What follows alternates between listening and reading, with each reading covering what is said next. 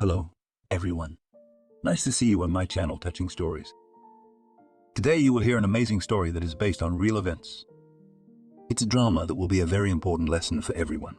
Mallerie was born into an ordinary family. She had a mom and dad who were very happy when their baby girl was born. As the girl grew up, the family moved several times. "Lucy, come on, leave your daughter to me and go to work yourself," said the woman's mother. "Oh, I don't know, isn't it early?" the woman doubted. "Nothing, someone needs to earn money. If we wait for your husband, it will not work out." Mother-in-law disliked her son-in-law from the first day. "Okay, I'll think about it and look for a good option." My daughter still had doubts. Before getting pregnant, Lucy worked in a kindergarten. She was in good standing. But lately, her husband had started abusing alcohol. The woman did not want him to get drunk and began to sit down with him for a drink. She thought that if she did it, her husband would get less. "Ninka, where are you?" shouted at the door a friend who came to work and saw that she was not there. She immediately ran to their house. "Why are you yelling?" She opened the door. "You're going to get fired," her friend begged her. "Tell her I'm sick," Lucy begged. "You've been given so many chances." She looked at her. "I can't." She didn't even close the door, went back to bed. They didn't pity her, they fired her. No one knew she was pregnant then. "Alexander, we have to stop." They were sitting in the kitchen again. "You have to stop." "You stop," he exhaled. "I'm pregnant." She looked at him and waited for a reaction. "So what?" He didn't seem to understand the gravity of the situation. But when his wife's belly began to grow, Alexander somehow settled down. He stopped drinking heavily and started courting his wife. It took her a long time to recover from her drunken past, but by the 6th month everything was fine. "Did they fire you?" Alexander asked. She probably shrugged her shoulders. "And now what?" lamented her husband. "And you?" She still hoped that he would take the mine and start doing something. The girl was born, her parents were happy. Her grandmother, Nina's mother, came and helped her daughter with everything. And when she and her husband went back to their old ways, she tried to get her to go to work. Mallerie was 3 years old when she was put in kindergarten. Lucy never got a job. But now she and her mom were sitting at the table together. "I'm so sick," her daughter told her. "Why?" The mother was getting drunk fast. "I don't know." She held her head. Alexander had come to his senses by this time. He looked at the drunken women and didn't want to continue. He was now working as a watchman in a warehouse. "Stop it." My husband yelled at Lucy at home tonight. "Why are you yelling?" She'd get up from the table. "Fuck you. The child is growing up without a care, and they are sitting around," the man resented. When Mallerie was 3, her grandmother had been paralyzed. Now she was lying in bed. Lucy didn't do anything. She just wasn't able to. The sick woman screamed a lot. The neighbors heard it, but no one took action. "This is what your drunkenness has brought to." Alexander stayed in the apartment, but there was no family anymore. He found out that there was an organization in town that could take in a sick woman. He started the paperwork. But perhaps from malnutrition, or the fact that there was no treatment, she died. "You don't even care now?" The husband yelled at his wife, and she sat in the kitchen, shaggy, in a faded robe. "Go on," she waved him away. "I'll go and see what happens to you." He fought the woman's drunkenness as best he could. "And that's none of your business." She could no longer see him well. Mallerie was 7 years old. She went to school. But it wasn't all white bows and pretty uniforms. She'd always been pretty in kindergarten. Her mom had always made her pretty. And now, a crumpled uniform, a ponytail that she'd somehow braided herself. "Mallerie, why do you look so unkempt?" her teacher asked her. She didn't have time. The girl didn't know what to answer. She was defending her mother. "What do you mean? She didn't have time. Your mom should be doing it." The woman was indignant. "She's sick," the girl said guiltily. "And what was it?" I wondered. A lot of people in town knew what Lucy was doing. Mallerie suffered. She would first come home, sit down beside her mother, who was asleep, and stroke her head. "Mommy, I'm hungry," she would sometimes say quietly. Her father was often not home, and the girl would eat what was in the refrigerator or on the table. Mallerie, a man would come in the morning from his shift. "Daddy, I'm so hungry." She was wobbly. "Here, take this." He'd hand her a bun. They used to make fun of the girl at school. She was always forgetting everything, sitting on the last desk. She didn't answer in class, studied very badly because there was no supervision at home. "If this continues, you just get a certificate of graduation," said class teacher Mallerie when she was already in the 5th grade. "And that shouldn't concern you," the girl replied defiantly. Her mother didn't even look human anymore. Lucy realized that no one would lose her at home, so she went out and did whatever she wanted. "Where have you been?" her father would ask her when he came home from work. "Out for a walk," was all she'd say. But by and large, he didn't care about his daughter. He'd pack up his fishing gear and leave. Mallerie woke up in the morning. She was going to school. She was 14 years old. Her mother was lying on the couch, her arm dangling to the floor. "Mom, you again?" Her daughter wanted to lift her hand, but that one fell back involuntarily. The girl was frightened. She began to shake the woman, but she could not wake up. "What are you doing?" She wasn't little and she wasn't stupid. Mallerie squatted down. Listen, the mother's heart was no longer beating. The girl sat down on the floor, leaned her back against the wall. She cried to the point of tears. She heard the key turn in the keyhole, but Mallerie sat still, unmoving. "Why aren't you at school?" Her father came in, staring at her. "Mom died," the daughter said through her tears. "You're drunk." Alexander got angry. "Why did you do that?" Mallerie looked at him. "I'll be right back. I should have called." The man went to the neighbors. They had a phone. He called the doctors. They came and took the body away. And then there was the funeral, where Mallerie looked at the woman who was her mother. She knew she was gone. "So that's it. It's just you and me now." The man hugged the girl. "Hurt," was all the girl said that day. Mallerie's studies never corrected. She decided she didn't need it at all. The girl was constantly being called to the principal's office. She was blamed for everything. "I don't need your school," she said in a loud voice to the principal. "So go away." Could no longer tolerate her behavior at school. "And I'll leave." She turned around. The girl saw nothing good in her life, so she followed in the footsteps of her parents. She got involved with a bad company. They go out till morning, hang out at someone's house.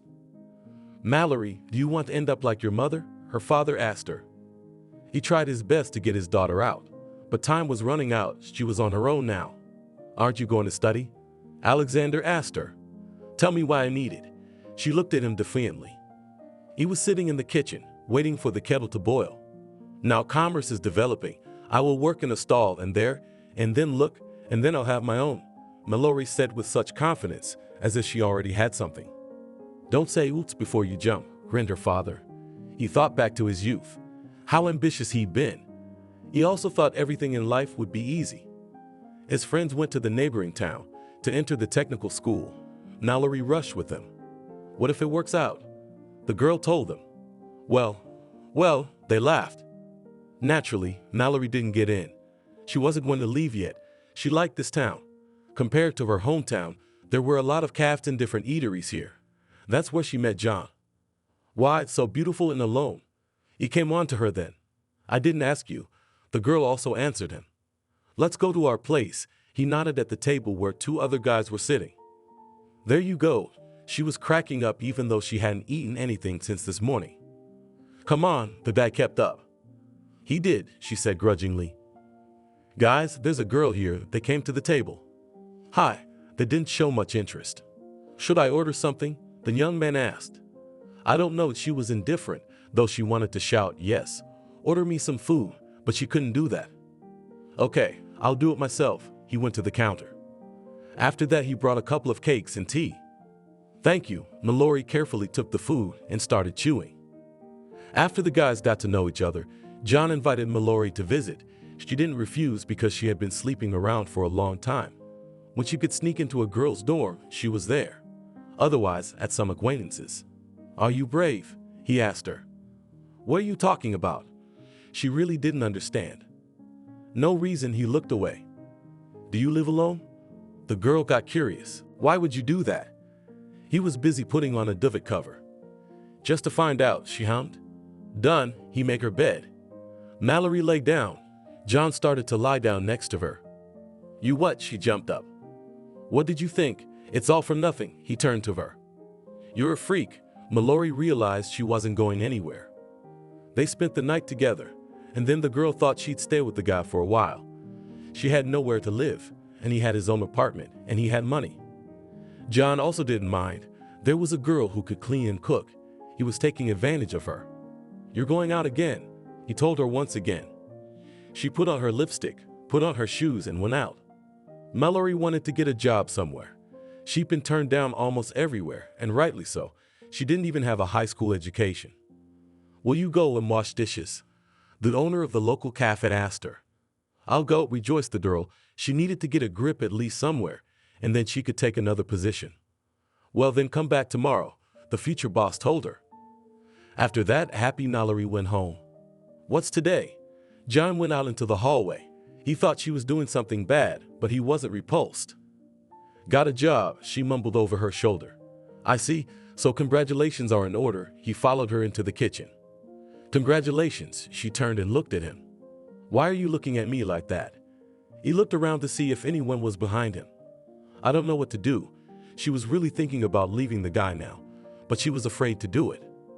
Understandably, just when the money glimmered ahead, she immediately decided to run away. He went to the room. Mallerie didn't follow. She was alone. The girl sat in the kitchen, drinking tea, and thought, why in her life everything is so?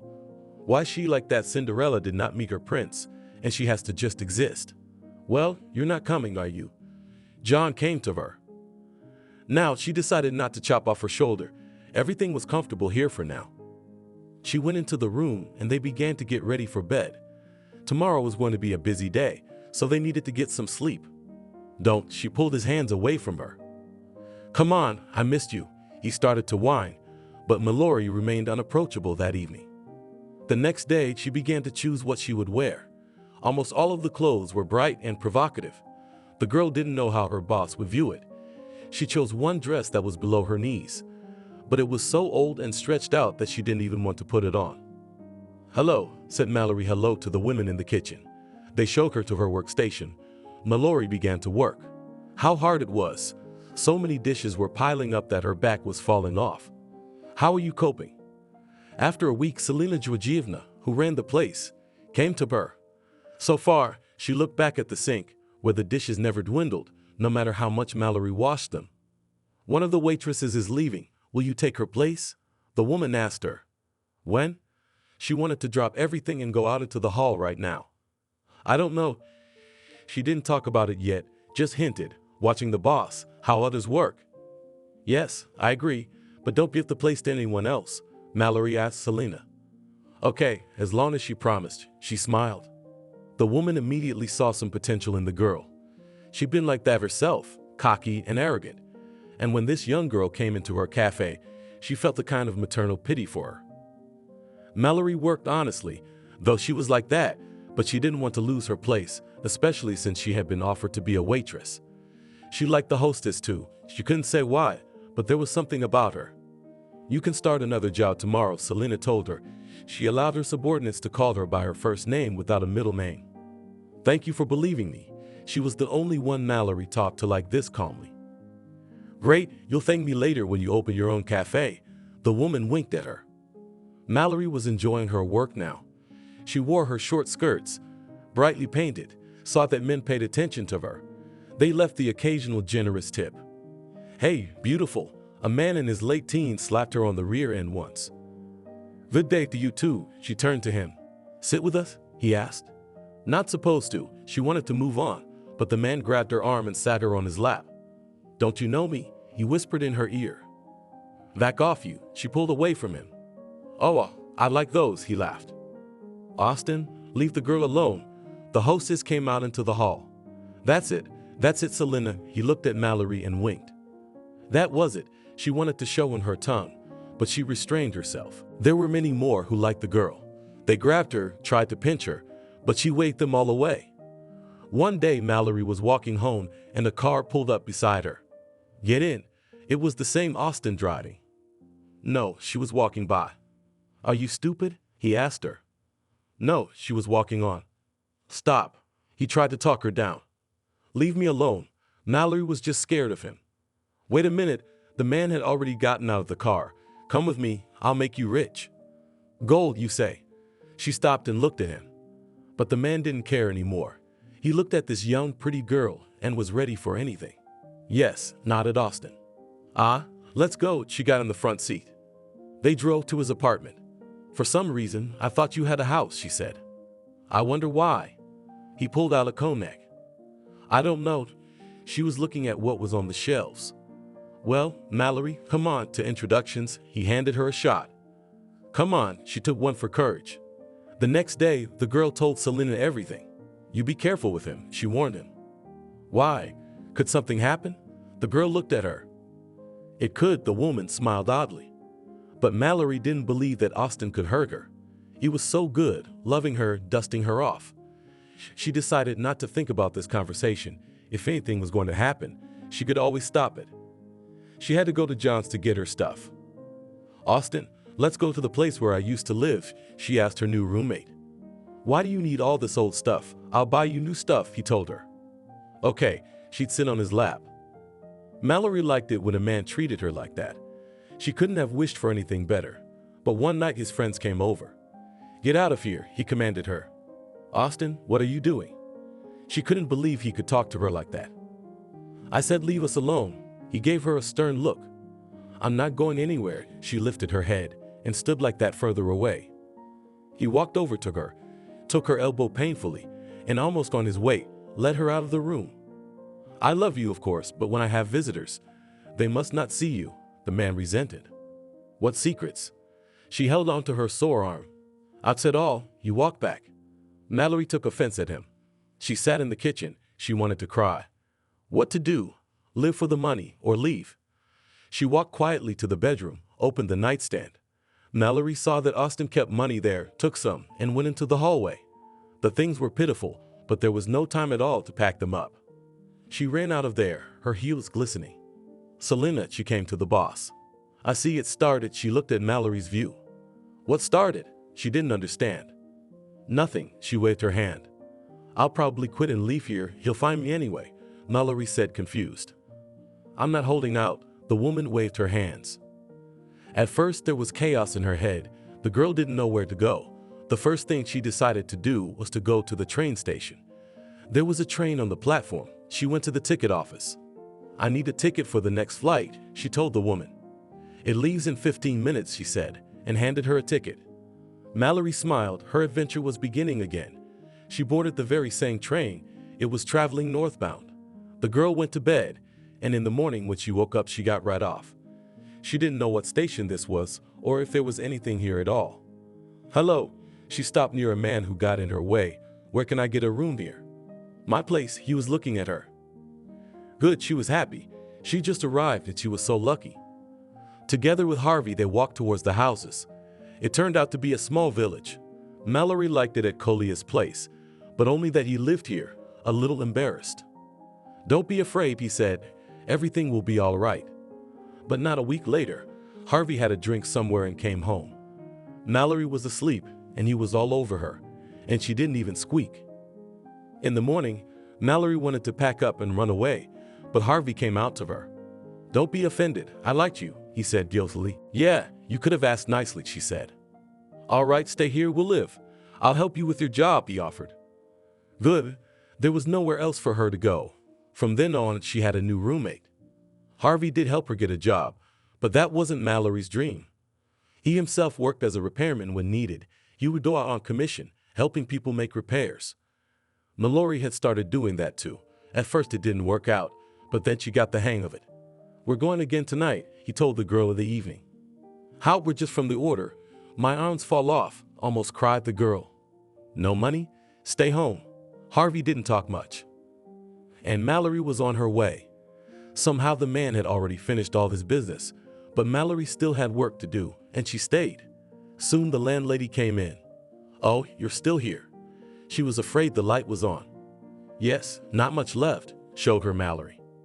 When the girl had done everything, the landlady offered her tea. No, thank you. Mallerie wanted to get out of here and go home and go to bed. He's cheating on you, the woman muttered as Mallerie was about to leave. What? Who? She turned around. You're Harvey. The landlady came up to her. In fact, he's getting more. How's that? Mallerie was puzzled. I saw how much money he gave you last time, and he got several times as much, she said. What an asshole, Mallerie said angrily. She could see herself coming home and telling that asshole everything. Listen, why don't you get a job? There's a need for young professionals. The landlady looked surprised. And I don't know where. Mallerie felt a rope of salvation tugging at her. I'll write you an address. I think they give you a place to live there. The woman scribbled a couple of lines on a piece of paper. Thank you. She left the apartment. She didn't want to go home, but she had to. She gritted her teeth and did it. Nicolay was gone. Mallerie figured he'd come back drunk again. That's how it turned out, and so that there would be no scandal, she agreed to everything. Already in the morning, the girl was at the very same address. They were really looking for a worker there, and her candidacy was suitable. She was glad, although the labor was a little bit hard for her. I was told that you provide accommodation. She looked at the man who was talking to her. Yes, but these are just ordinary carriages, he said and pointed to a row of them. I agree, she didn't need more. Okay, go get the key, he showed her. Mallerie didn't know how she was doing it all. She had actually found a job, and they were offering good money too. Now she was not only earning money here, but she was also going to other people's houses at the instinct of old clients. Mallerie, hi. She was approached by a man who lived here. Hey, she'd only known Harry for a few days. Look, I saw you the other day, and I couldn't believe a pretty girl like you could work here, he said. You say that too, she showed him her hands. It's true, he stroked her palms. Mallerie had settled down a bit here. She wasn't such a tosser anymore, though she enjoyed yelling at someone. Look, let's live together. You're single, I'm single. What's stopping us? He suggested it. What are you doing? She looked at him. Why, it's difficult here, and here everything is ready. He did not insist, but spoke with pressure. Well, no, she got up and walked off. After that, Harry began to look after her. Where there was anything that needed help, he was right on top of it. Harry, I told you I don't want anything from you. Mallerie was getting tired of his advances. I'm just doing this out of the goodness of my heart. He looked at her and smiled. Why don't you want to go out with him? You don't have anyone else. Her partner asked her. Listen, this is my life. I want a rich and self-sufficient man, not this driver, she nodded in his direction. Well, sort it out yourselves, or I'll be blamed later, the woman continued her work. The courtship continued, but now it became more insistent. One day the employees gathered to celebrate something. Mallerie herself does not know, but she found herself in bed with Harry. Apparently he was very persistent. It did happen. She put her hand over her eyes. So are you going to say yes now? He asked. Oh, Harry, don't bother, she looked away. Come on, Mallerie, we'll make a full apartment out of our 2 carriages, all with our own hands. He hugged her from the back. At first Mallerie resisted a little, but then she got bored with it. She figured it wouldn't take anything away from her. Harry took advantage of that, and now he's standing in front of her door with flowers.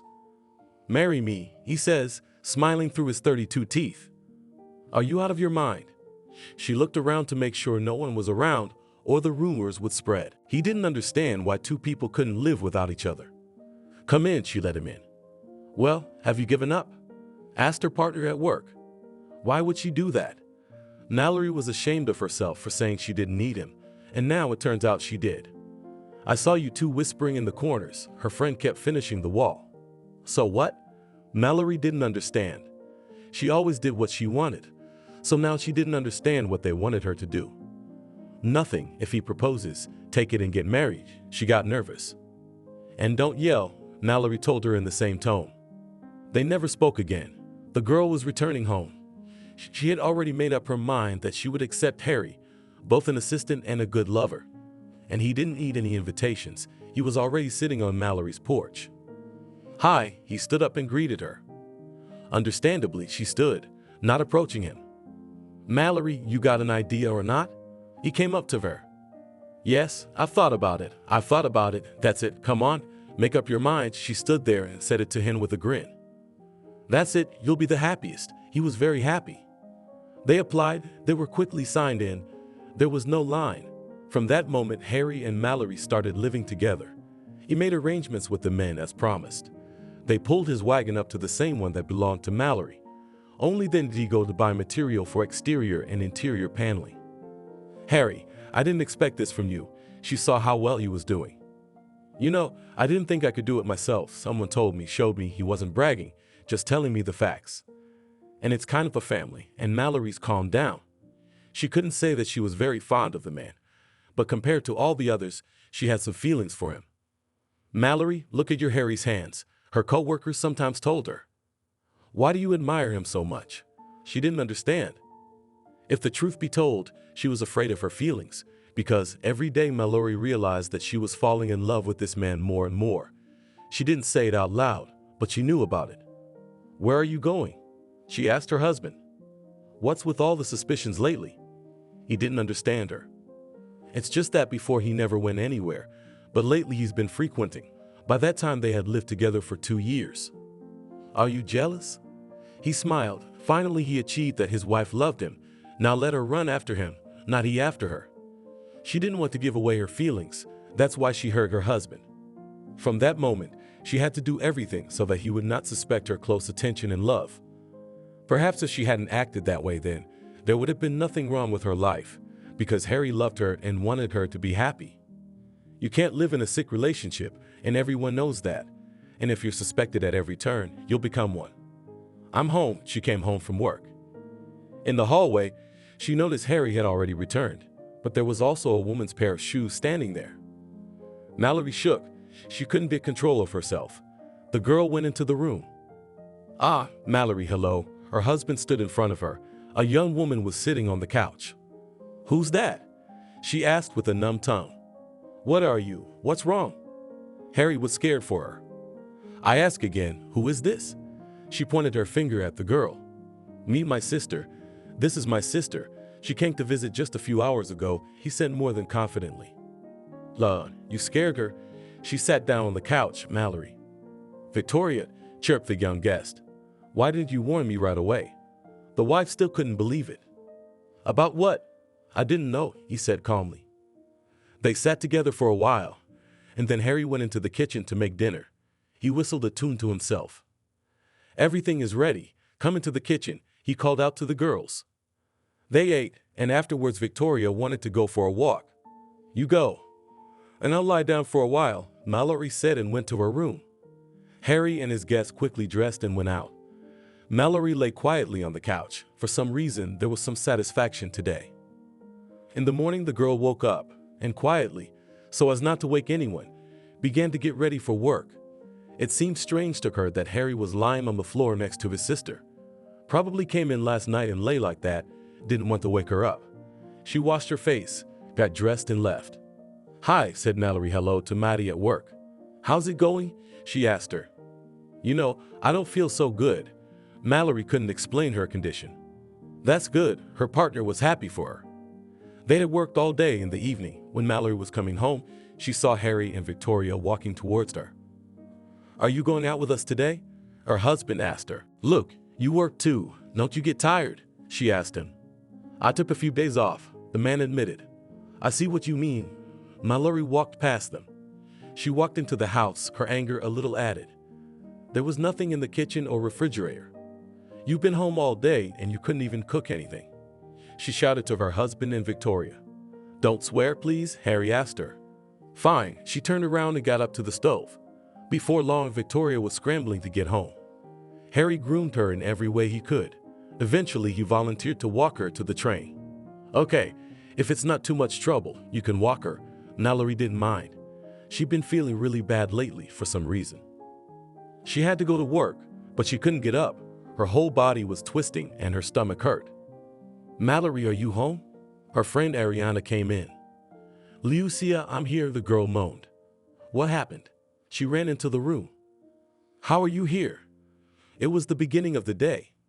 Just you did not come, so I decided to find out what happened." Her friend sat on the edge of the sofa and stroked her arm. "Harry left to see his sister off, and I felt sick, so I laid down to let it go," Mallerie admitted. "Well, you go on, lie down, and tomorrow come back." Maddie got up and went to work. Her husband came back late. It was almost night. "Did you walk all the way to her house?" Mallerie was annoyed as usual. "I'm going to bed. I'm tired." Harry didn't say anything else. He just walked to his room and laid down there. Mallerie didn't care about him. She wanted to drink some soothing tea and go to bed too, so she did. It was much easier in the morning. "Good morning." She made her way to the kitchen where Harry was already there. "Good morning." He was pouring boiling water into mugs. Mallerie stood and looked at him. Usually, at this point, he kissed his wife, but today that didn't happen.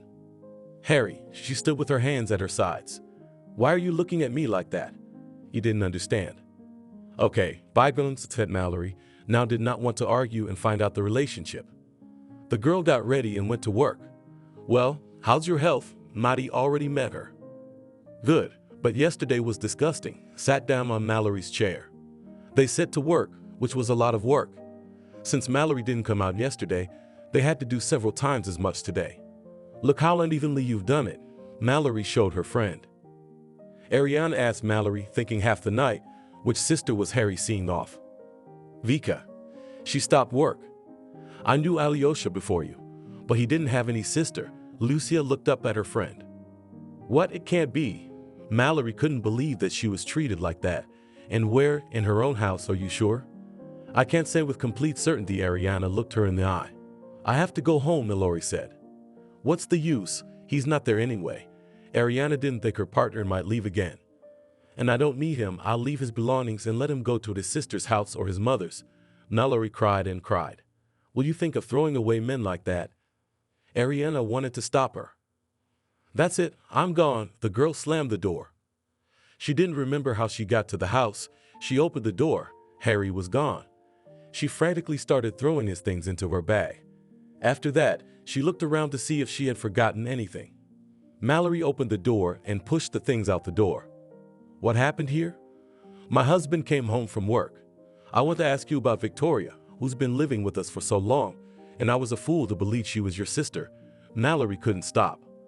What are you talking about? She really is my sister. Harry walked around picking up things that were right on the ground. Proof? Mallerie put her hand out in front of her. I don't have any, he stammered. Can anyone prove to me that this is your sister? His wife asked him.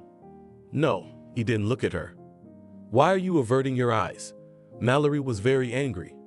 She felt like if this Victoria was here, she would just tear her to pieces. Mallerie, he was gonna say something, but he stopped. What? She didn't do anything either, she just stared. Yes, it really wasn't his sister. He glared at her defiantly. What? The girl's breath caught. Remember how you've been treating me lately, consumerist. You've been all the time only needing something from me, fetch, serve, no feelings. Nothing, he shouted. And why are you yelling at me now? Why did you bring her to the house? We could have met somewhere else. She raised her voice too.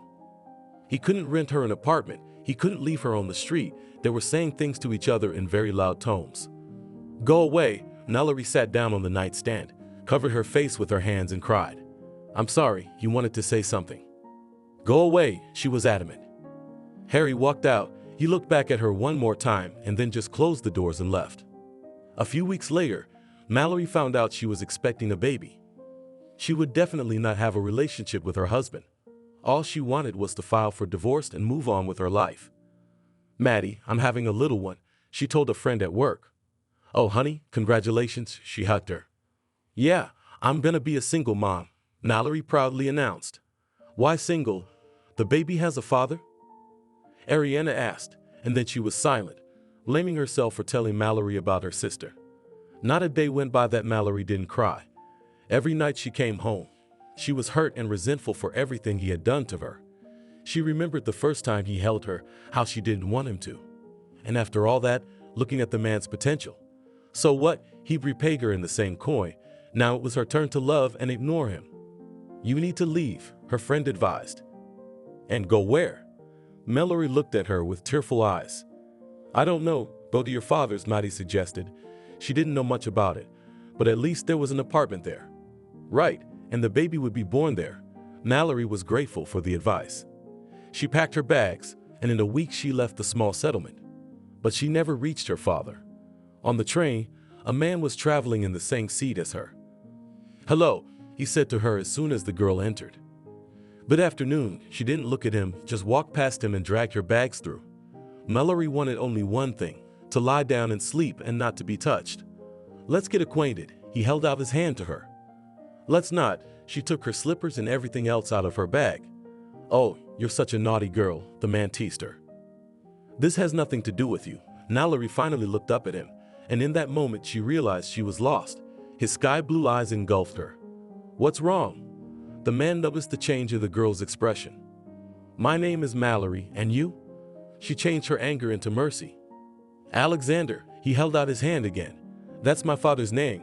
Mallerie didn't know how to keep the conversation going, so she said whatever came to mind. "Mallerie, are you traveling far?" They started talking. Now she was no longer ignoring any of his words. "No," she shook her head. "I haven't been home in years. I'm going to see my mother." He began to tell her about his life. "Good," she nodded, but she herself thought, "Call me with you." "What's good?" Alexander didn't understand. "Everything is fine," she smiled like a fool. "And come with me." He didn't know why this young woman had caught his eye. "And I will." She did not break down, because he could refuse at any moment. That was good. They had to get off at some station and buy a ticket for Mallerie onward. The whole next trip they talked about their future plans. "And how could you agree with me so quickly? I'm a complete stranger." Alexander asked her. "And I have nothing to lose," she simply answered. When they arrived, the woman met them cautiously, and rightly so. She was expecting her son alone, and he came with his fiancée, and he got on the train without her. "Son, will she also live with us?" the woman asked at the gate. "Well, we will not leave her on the street," he smiled. "Why not?" The woman pretended to be a fool. "All right, that's enough joking, Mallerie. Come in." He turned to the girl. "I don't want to embarrass anyone here." She knew she wasn't welcome. "And you're not bothering anyone." Alexander was sure of that. But not a couple of days passed as the mother showed her true face. She constantly nagged the girl. Every step that was not so was condemned. Mallerie could see that Alexander was beginning to notice it. Something had to be done about it. "Why don't we go back?" she asked him. "You know where I worked. I have nothing else. When I went, I burned all the bridges," the man admitted. "Nothing. I have a father. He lives in the apartment. We can go to him," said the girl.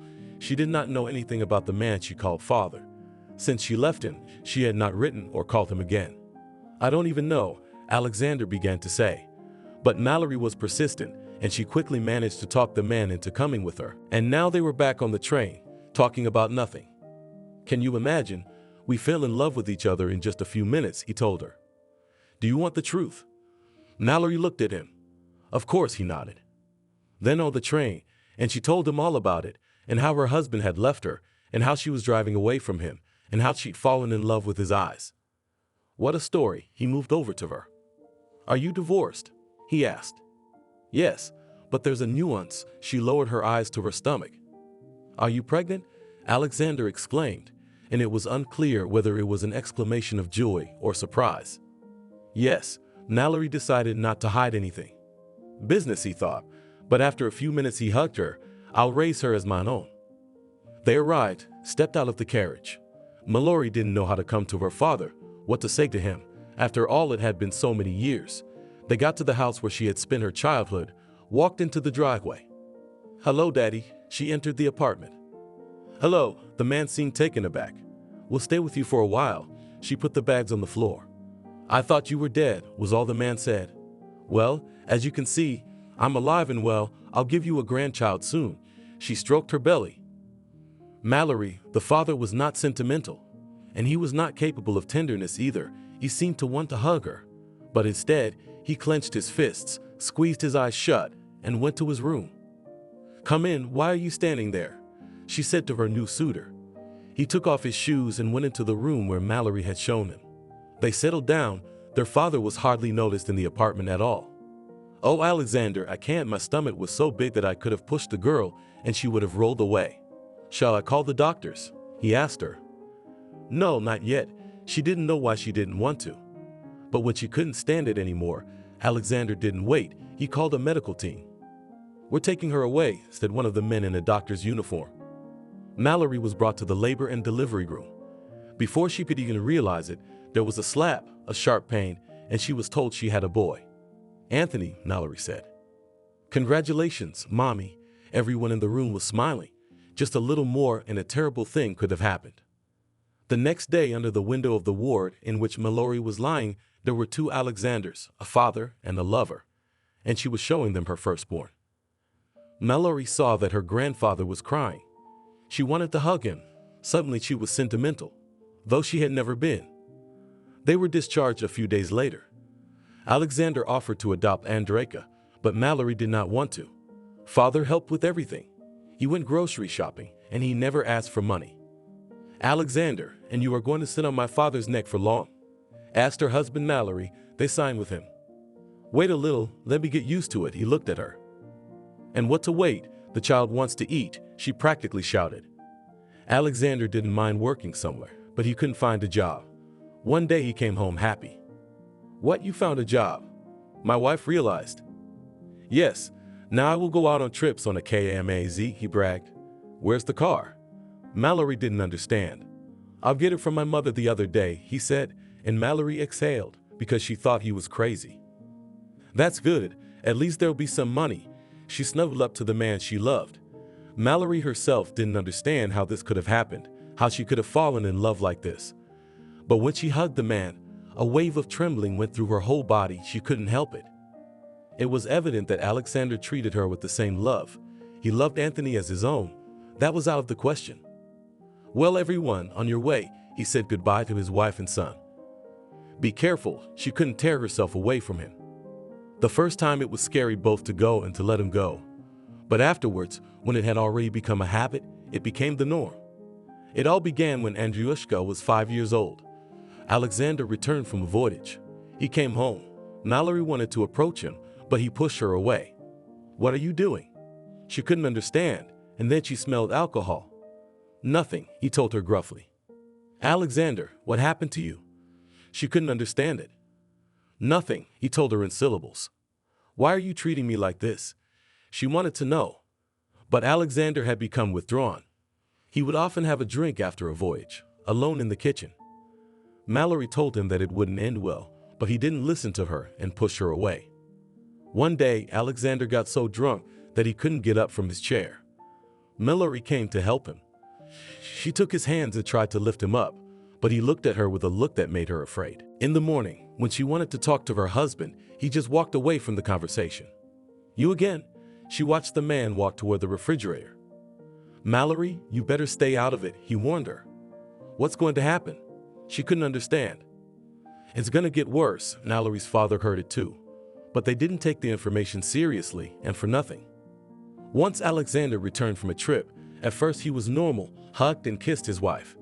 But by evening the situation had changed. Mallerie said something to him, and he just pushed her away. She pushed back, then she got her first blow. That time the father stood up for his daughter. She didn't understand. Listen, why do you put up with it? Go to your grandmother. She will make you a conspiracy, her friends told her. Mallerie looked at them and wondered why she hadn't realized it earlier. Mallerie found out where to find the grandmother who knew everything.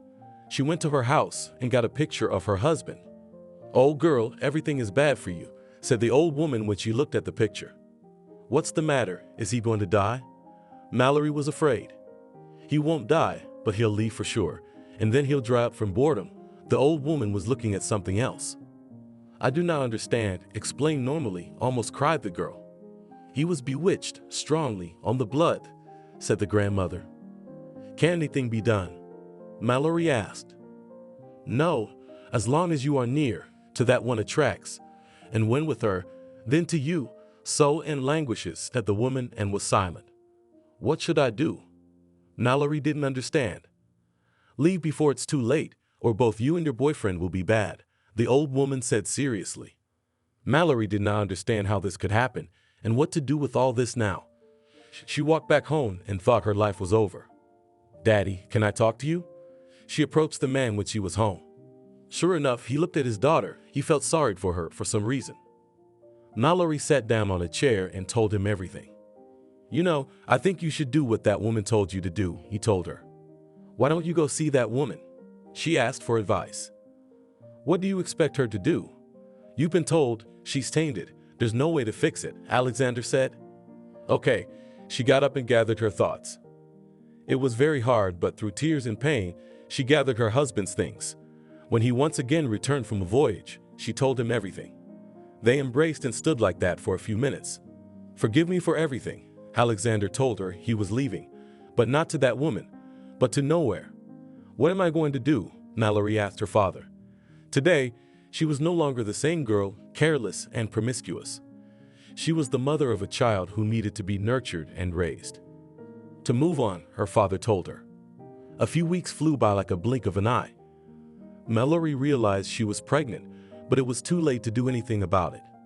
Once again, she came home in tears. Now what? The father looked at his daughter and marveled that she was always going through something. "Daddy, I'm going to have a baby again," she cried. "What's there to cry about? It's a joy," he hugged her. "How are we going to live too?" She was at a loss. "Don't worry, I'll help you with everything," he was sure of it. Life was now turning on a new leaf. In the morning, Anthony had to take her to kindergarten, after that shopping, and then home, cleaning and cooking. But soon Mallerie couldn't do any of that. She was admitted to hospital for preservation. "If you keep stressing your body like this, you might just lose the baby," the doctor told her. "Okay, I hear you." Mallerie was angry again at the world and the injustice in it. Her father tried to do everything he could to help his daughter. He had taken over Anthony's care. Now he was tutoring him. Mallerie had given birth. She was now the mother of 2 sons. Serioso was born weak. Everyone was worried about him. But he pulled through, and now his life was not threatened. Until he was 8 months old, Mallerie stayed home with him, but that time was not wasted. "Daddy, can you help me with my loan?" she asked the man. "I don't get it." He tore himself away from the newspaper. "I've come up with a business. I need money to start it." She showed him the notes. "My father didn't believe it could work. There was a time when only the fittest survived in business." That's what he told his daughter. But she stood her ground, promised him she'd pay every penny. "I have the money." He looked at Mallerie. "From where?" She was discouraged. "From the sale of your grandmother's house," he admitted. "So why did you say anything all this time?" She was already thinking up a plan in her head. "I'll give it to you. But if it doesn't work out, you can't blame me." Alexander stood up and walked over to the dresser. Mallerie was excited that perhaps now her dreams were destined to come true. She made arrangements with vendors, rented a space. It seemed to her that everything was so easy. Now she would start and the money would flow into her hands. But that didn't happen. It would seem that everything was there, and everything was done like everyone else. But there were no people. Why, no one could say. A month passed. Everything Mallerie had bought went sour and spoiled. There was no rent to pay, so they had to give up the idea. "Well," her father looked at her. "Don't look at me like that," Mallerie cried. "I warned you," he told her for the umpteenth time. There was nothing to do but get a job somewhere. She went to several stores and stalls. She was hired by a man who ran a diner that needed a bartender, and Mallerie accepted. She was on shift every night now. She had to see drunken faces every day. She had to listen to the negativity. But Mallerie tolerated it. She had children. That evening she was finishing work. The money was counted and laid on the counter. 2 young men walked into the bar. "We're closing up," Mallerie said with a smile on her face. "We'll be quick," one of the guys answered her. "No, I'm going home now." It was morning. She had to sleep for a few hours, then take the kids to school, and then to the garden, and then do the housework. "Are you going to yell?" One of them came up to her. Mallerie was scared. "Come on," said the other one. "What are you doing? Sticking up for her?" The one who was hitting on her looked back. "Let's go, since the girl needs to go home." The second kid took his hand.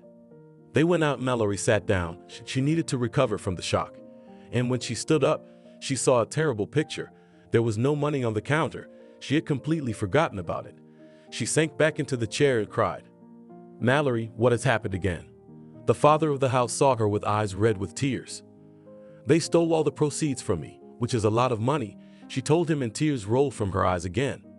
How could this have happened? The father realized that his daughter's life was going through a rough patch. He felt so sorry for her that he wanted to do everything to make her happy. "Don't be upset. Everything will be all right," he said. Mallerie thought she would explain to her supervisor what had happened, but that didn't happen. "Do you realize how much you'll have to work for free now?" asked her boss. "It's not my fault there are no guards," she cried.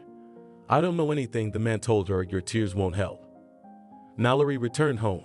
She wanted to lie down and never get up again. Only the children held her.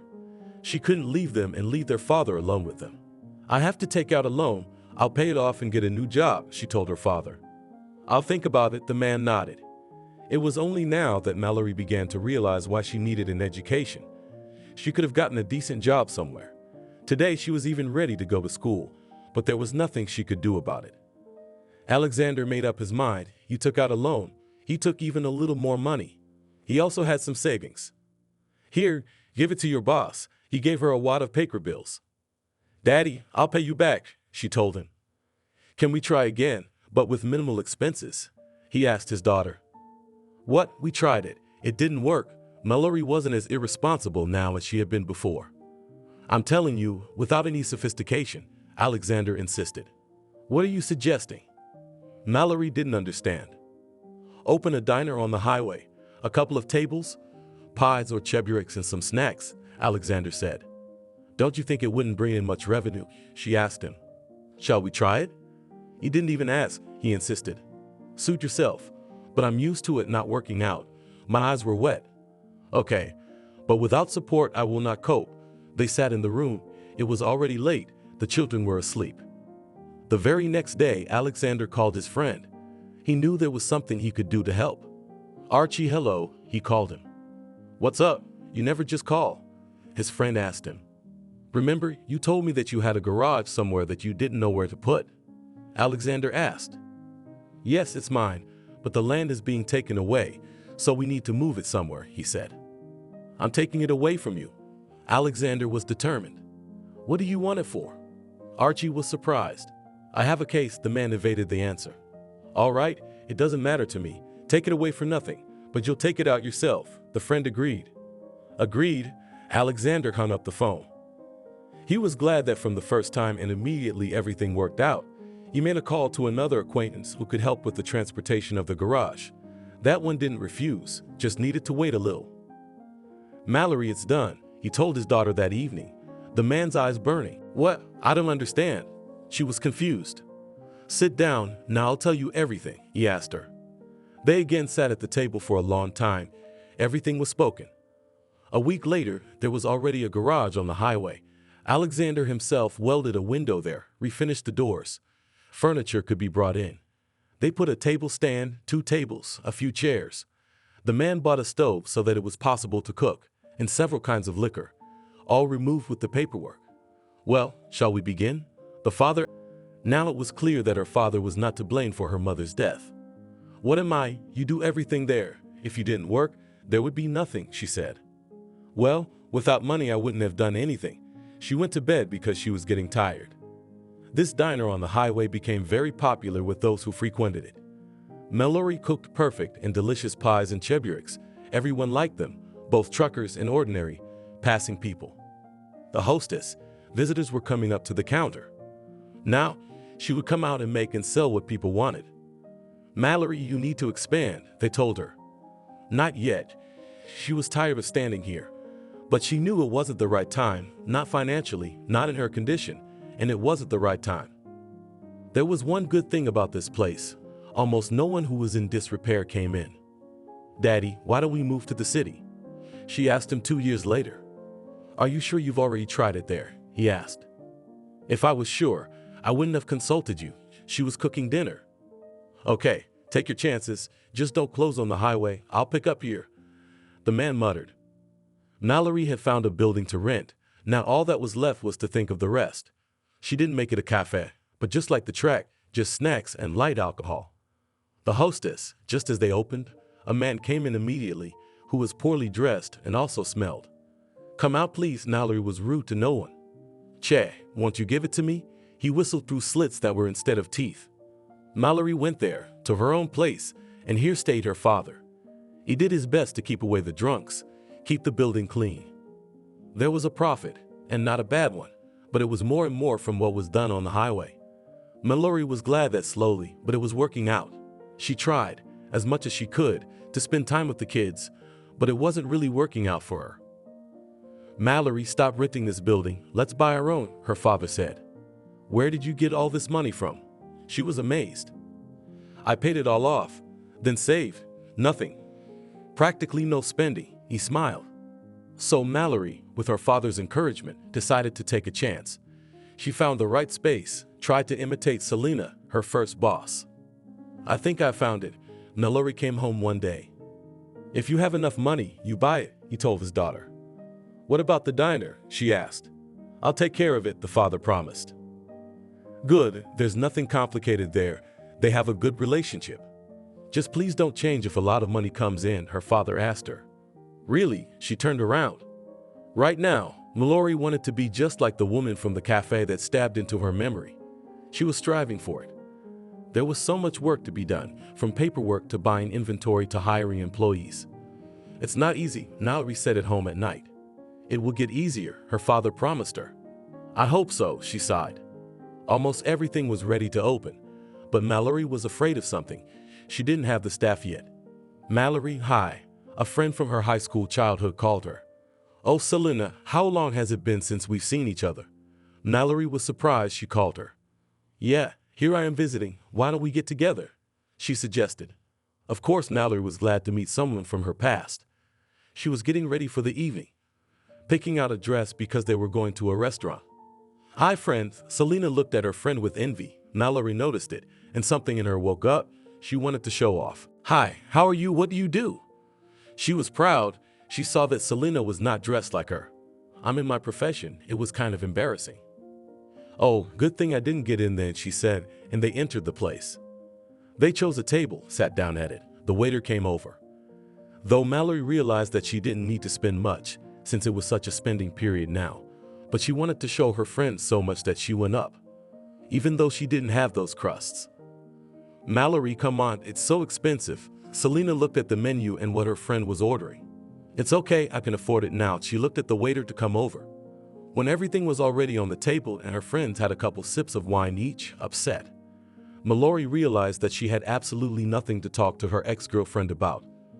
She wasn't going to tell her what she'd been through over the years. Can we sit down with you girls? Two young men approached them. Yes, of course, Mallerie tilted her head. You what? I do not agree. I came to talk to my friend, and it turns out that it is not. At home I have a husband, she said and got up from the table. You're welcome. Mallerie smiled at her. Selena was horrified. She didn't expect to be treated like this. So are you leaving? Asked the man who had been watching and listening to all of this before. No, why not? I'm staying. Mallerie smiled at him as best she could. Have a seat. The friends took a seat at Mallerie's table. You're sorry. We didn't mean for that to happen to your friend, said the same man. It's okay. I haven't liked those upstarts since high school. She sat with her head held high. I'm Billy, and this is my friend Frederick. He introduced himself. Nice to meet you, Mallerie, she smiled. What a lovely name, Billy said. Thank you, she nodded. Everyone sat around the table. There was pleasant conversation. When slow music started playing, Billy asked Mallerie to dance. They moved to the beat of the music. She was flattered by the men's attention. It had been a long time since she had been with anyone while she was dealing with her own issues. I'd like to meet you again, her new acquaintance told her as he walked her home. I don't mind, she told him, where she wants to open a new cafe. I'm surprised that such a fragile girl is doing such things. He appreciated her act. They parted. Mallerie went home. She kept thinking about today's meetings. Why did she do that to Selena? She hadn't done anything bad to her. She decided to call her friend. Hello, she answered. Selena, I want to apologize, Mallerie began. You've been a slut, and you're still a slut, and your rags aren't going to save you. Selena just hung up. Mallerie looked at her father, who was standing in the hallway watching her talk. What did you do again? He asked. Just seeing a childhood friend, she replied. And Bridie? He guessed. Dad, she didn't want to talk about it. Okay, how are things going with the cafe? He asked. It's fine. I met a man today. If everything goes well, he'll help me. Mallerie was sure of it for some reason. But if so, did you tell him about the boys? He meant her kids. Of course not, but there's still time. She looked at him with big eyes. Okay, go to your sons. He went to the kitchen. Mallerie waited for Billy to call or come, but he was still gone. She was getting desperate, thinking he was just throwing words around, but he showed up within a week. Where have you been so long? She asked him. She didn't know if he was telling the truth or not. Well, the main thing is that he came. She touched him a little. Yes, I could not come, I promise. He looked at her with loving eyes. Come and have a look, she beckoned him. They went inside. Almost everything was finished, but there was still a lot of work to be done. Plenty of room, but he looked around. Yeah, that's what I liked about it.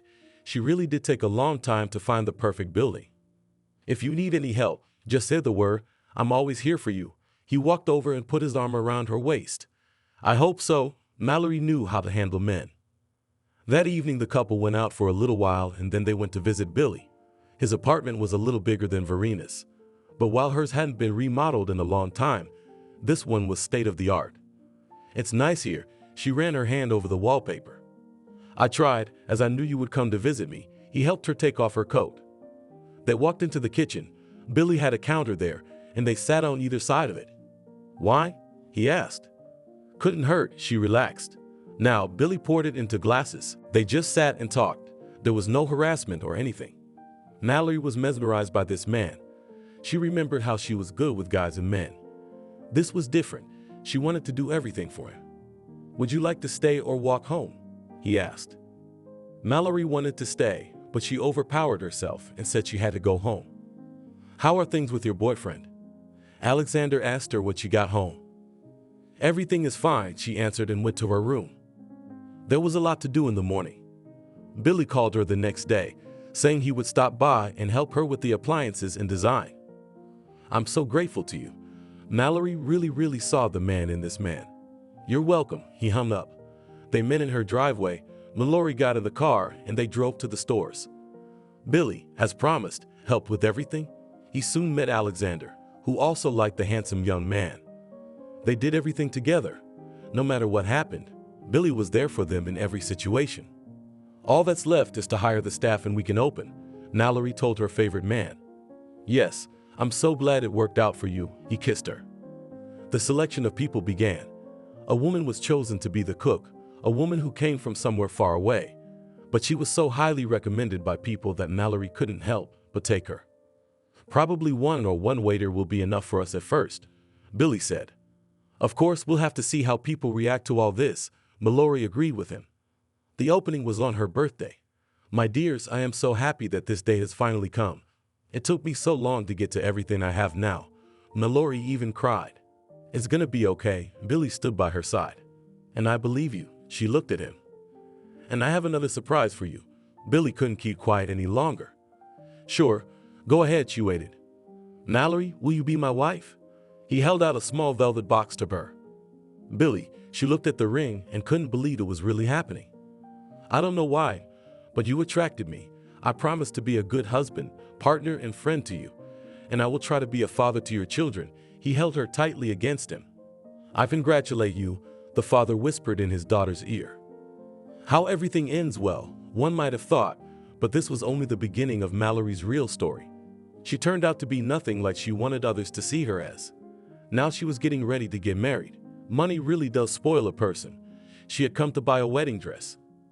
"I need a dress," she said in such a tone of voice that she just didn't want to be talked to any further. "Why don't you change your tone and tell me what kind?" A woman came out to her. "I have a wedding in a few days, so I need a beautiful, preferably lush," said Mallerie. "Okay, we'll look for something for you," said the saleswoman and went into the depths. She began to take out dresses for Mallerie, but she did not like everything. Finally, when she had tried them all on, she threw them in her face and told her that she no longer needed her services. "How dare you talk to me like that?" The saleswoman went at her. "Who are you to raise your voice at me? Just a simple shopkeeper," Mallerie retorted. "What? And who are you? Have you been up long?" Her mother was an alcoholic and herself the same. The women stood and shouted at each other so much that people who walked by heard everything and looked back. "Look at you and me," Mallerie couldn't calm down. "You walked out of my store, and know if you want to buy a dress in this town, you're not going to make it," resented the woman in the store. "We'll see." Mallerie turned around and walked out of the premises. Things were not going the way she wanted them to. The bride-to-be really couldn't buy a dress anywhere. Billy was ashamed to admit why this could happen. "So what? You're going to be without a white outfit at all?" he asked. "If nothing suits me," she lied to him. "Well, let's go to the neighboring town. They're to measure," the man suggested. "I do not want. I'll just be in beige." She pulled out of the closet ordinary dress. "All right, you're the bride. You get to choose," Billy agreed. They didn't invite anyone to the wedding, only their relatives. First, they had a wedding ceremony in the registry office, and then they sat in a cafe, which was owned by Mallerie. Billy became a real partner of the girl. He knew a lot of things, advised his wife, but he did not abandon his own business. "How do you have time for everything?" They went to bed at night. "I do not know. I am driven by love," he said to her in response, and she pressed her lips. Billy and Mallerie had been married for exactly 1 year, and all was well. At first glance, it looked like they were in a business relationship. Maybe it was. "I'm off to work," was the only phrase heard at home. The cafe was bringing in quite a bit of profit for Mallerie. She couldn't help but be happy about it. Billy was there for her. "Look, I think we need to increase the staff," he said to her one day. "Okay, I'll see who I can take on," a hostess told him. In her cafe, Mallerie was like a queen. She could boss people around, even going beyond their duties. Her husband often made remarks to her about it, but she paid no attention to them. Why do you do that? He didn't recognize her for what she was at work and what she was at home. "Let them be afraid," she said. "You see, at some point, when you feel bad, they'll just turn their backs on you," he told her. "Oh, I don't need them. I have a loving family." Mallerie was sure of her words. "Okay, I'll do everything on the financial side, and you take care of people. I won't meddle with you," he agreed with his wife. It was easy to choose waitresses. Only 2 girls came. One didn't fit right away. Her age didn't match. But Mallerie took the other one. "You can get to work right now," she told her imperiously. Anna turned around and went into the hall. There, another girl told her what to do and how to do it. "You a little careful. The mistress is a monster. If you do anything wrong, immediately throws out," warned her partner Catherine. "And what are we here, her slaves?" Did not understand the girl. "What about slaves? She pays well. People leave tips," said in a whisper Catherine. "If there will be something unclear, be sure to contact me," admonished the new girlfriend waitress. Well, she went to see what was on the menu. As long as everything was fine, Mallerie watched how everything worked. She was satisfied. The family was fine too. But at some point, things changed. First, there was trouble at work. Mallerie, Anna walked into her office. "Why didn't you knock?" she asked her in an uncomplaining voice. "I gave you a voicemail," the girl said. "What's in it for me?" She looked at her. "I wanted to tell you that in your kitchen." Anna raised her voice a little so that she could be heard. "What kitchen?" She didn't understand. "In yours." Anna tried to speak as softly as possible. "Not mine, but ours. You work here too." Mallerie gasped with anger. She couldn't believe that this insolent woman could talk to her like that. "Okay, there's mayhem in our kitchen." The girl looked straight into her boss's face. "You don't have to worry about that. Go wash the dishes," she commanded her. "Why should I do the dishes?" Anna was indignant. "I used to wash too, and nothing." The boss was beginning to boil. Catherine came into the office. She saw that her friend went into the office, so she hurried to get her out of there. "What are you doing?" she asked her. "What? I can't even say a word." She was on edge. "Don't go there. She has some problems. We'll all be fired because of you," Catherine asked. Anna went with her, but inside she was angry. They were standing together wiping down the cutlery when Mallerie came in. "What are you doing here?" she shouted. "And don't raise your voice at us," Anna seemed to say quietly. "What?" The woman turned to her. "Story," Catherine answered for her friend. "Let her say it." The hostess waved her head at Anna. "No." The woman turned and looked her in the eye. "Ah, so I'll have you." At that moment, Billy entered the cafe. "What's going on here?" he asked when he saw how hot the situation was. "Nothing, my love." The woman came up to him. They went to her office and Billy turned around and looked at Anna. "Please, enough already. We're nobody here. We could be on the street at any moment," Catherine begged her friend. "Okay, but if she says anything to me, I will not keep silent." The girl looked towards the office. "I'm going on a business trip," Billy told his wife. "What kind of business trip?" She didn't understand him. "An ordinary one." He leaned over and kissed her. "You got yourself abroad." Mallerie narrowed her eyes. "I've got you," he said. "And what were the business trips?" She couldn't understand. "Just a simple, ordinary business trip." He tried to tell her something. Mallerie turned away. She didn't say anything else. Her throat was cramping. She wanted to cry, but she held on. What else? To let the staff see her weakness. At home, while her husband was away, things started to get messy. The mother yelled at the kids, took it out on the father. "It feels like you've gone crazy," Alexander told her. "And you don't say a word." It seemed the work environment had now moved into their home. Billy had arrived. He didn't even think it could be like this at home. "What, you're here?" His wife yelled at him. Mallerie, calm down, he told her. No, I need to know where you've been, she told him. I told you I was on a business trip. You can look at the papers. He threw his briefcase at her feet. I'm not looking at anything, Mallerie yelled like a victim. Oh, I'm leaving. Call me when you calm down. He closed the door behind him. Well, go on then. She was indignant. Are you stupid? Her father asked her. What? She turned on him. You might not come back since you're acting like this, Alexander said and went to his room. Let no one come back. She was not herself. Mallerie could not calm down for a long time. She sat alone in her room for hours. After that, she thought everything over, regretted that she had done that to her husband. But the woman was not going to call him. Well, and let it roll. She once again hung up the phone when he did not answer. And the very next day, she realized what she had done. Mallerie started calling every place Billy could be, but no one knew where he was. The woman cried. She didn't know what to do. Billy came back a week later. Where have you been? Mallerie shouted, but then she realized and changed her tone. Mallerie, I love you, but if you keep acting like this, I'm going to pack my things and leave, he told her. I'm sorry, she hugged him and kissed him. They started working together again, but Billy didn't trust her as much as he used to. Why are you in the way? Mallerie yelled at Anna. Why are you talking to me like that? She asked her. As I want, so I talk. Continue to behave like that with her subordinates woman. But answer why? Anna wanted to hear the answer to that question. What do you want me to confess? Mallerie smirked. At least it's all for a reason, said the girl already in the back of the hostess. It's none of your business. She didn't turn around. Billy put up with his wife's antics for several years. Then one day he went on a business trip again. They're kind of rare, aren't they? Mallerie was angry again. Frequent is bad, rare too. Her husband didn't understand. Okay, I'll shut up. She made a motion like she was shutting her mouth. Billy left. Mallerie gave all of herself to the cafe. Business was going very well there, but she still kept a tireless eye on everything. One day Mallerie went home and decided to go through to see what was going on in the kitchen. Then the woman opened the emergency exit, and there sat Anna. What are you doing here? The girl heard the mistress speak calmly for the first time. Nothing, she did not turn around, but it was heard that she was crying. What's the matter? Why are you crying? Suddenly the woman wanted to ask. What's it to you, sobbed Anna. She did not want to talk.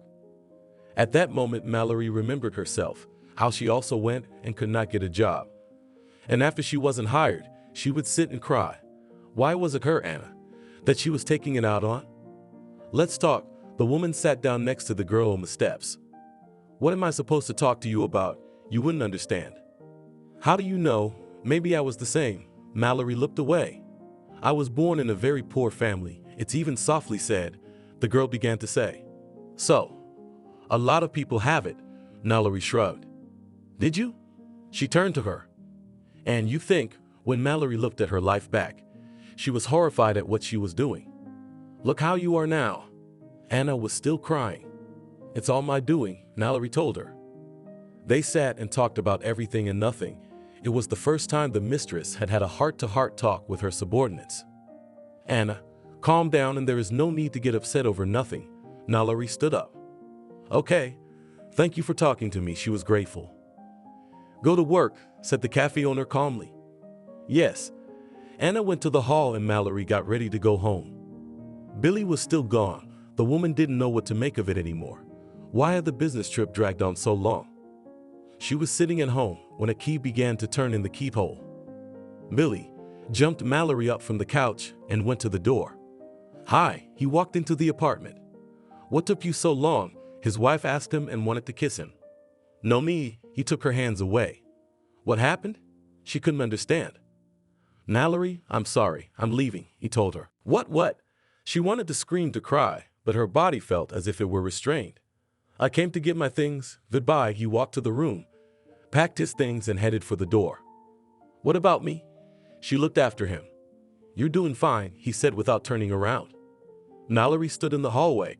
She didn't know what to do. She went to her room, sat down on the couch. The next day she came to work.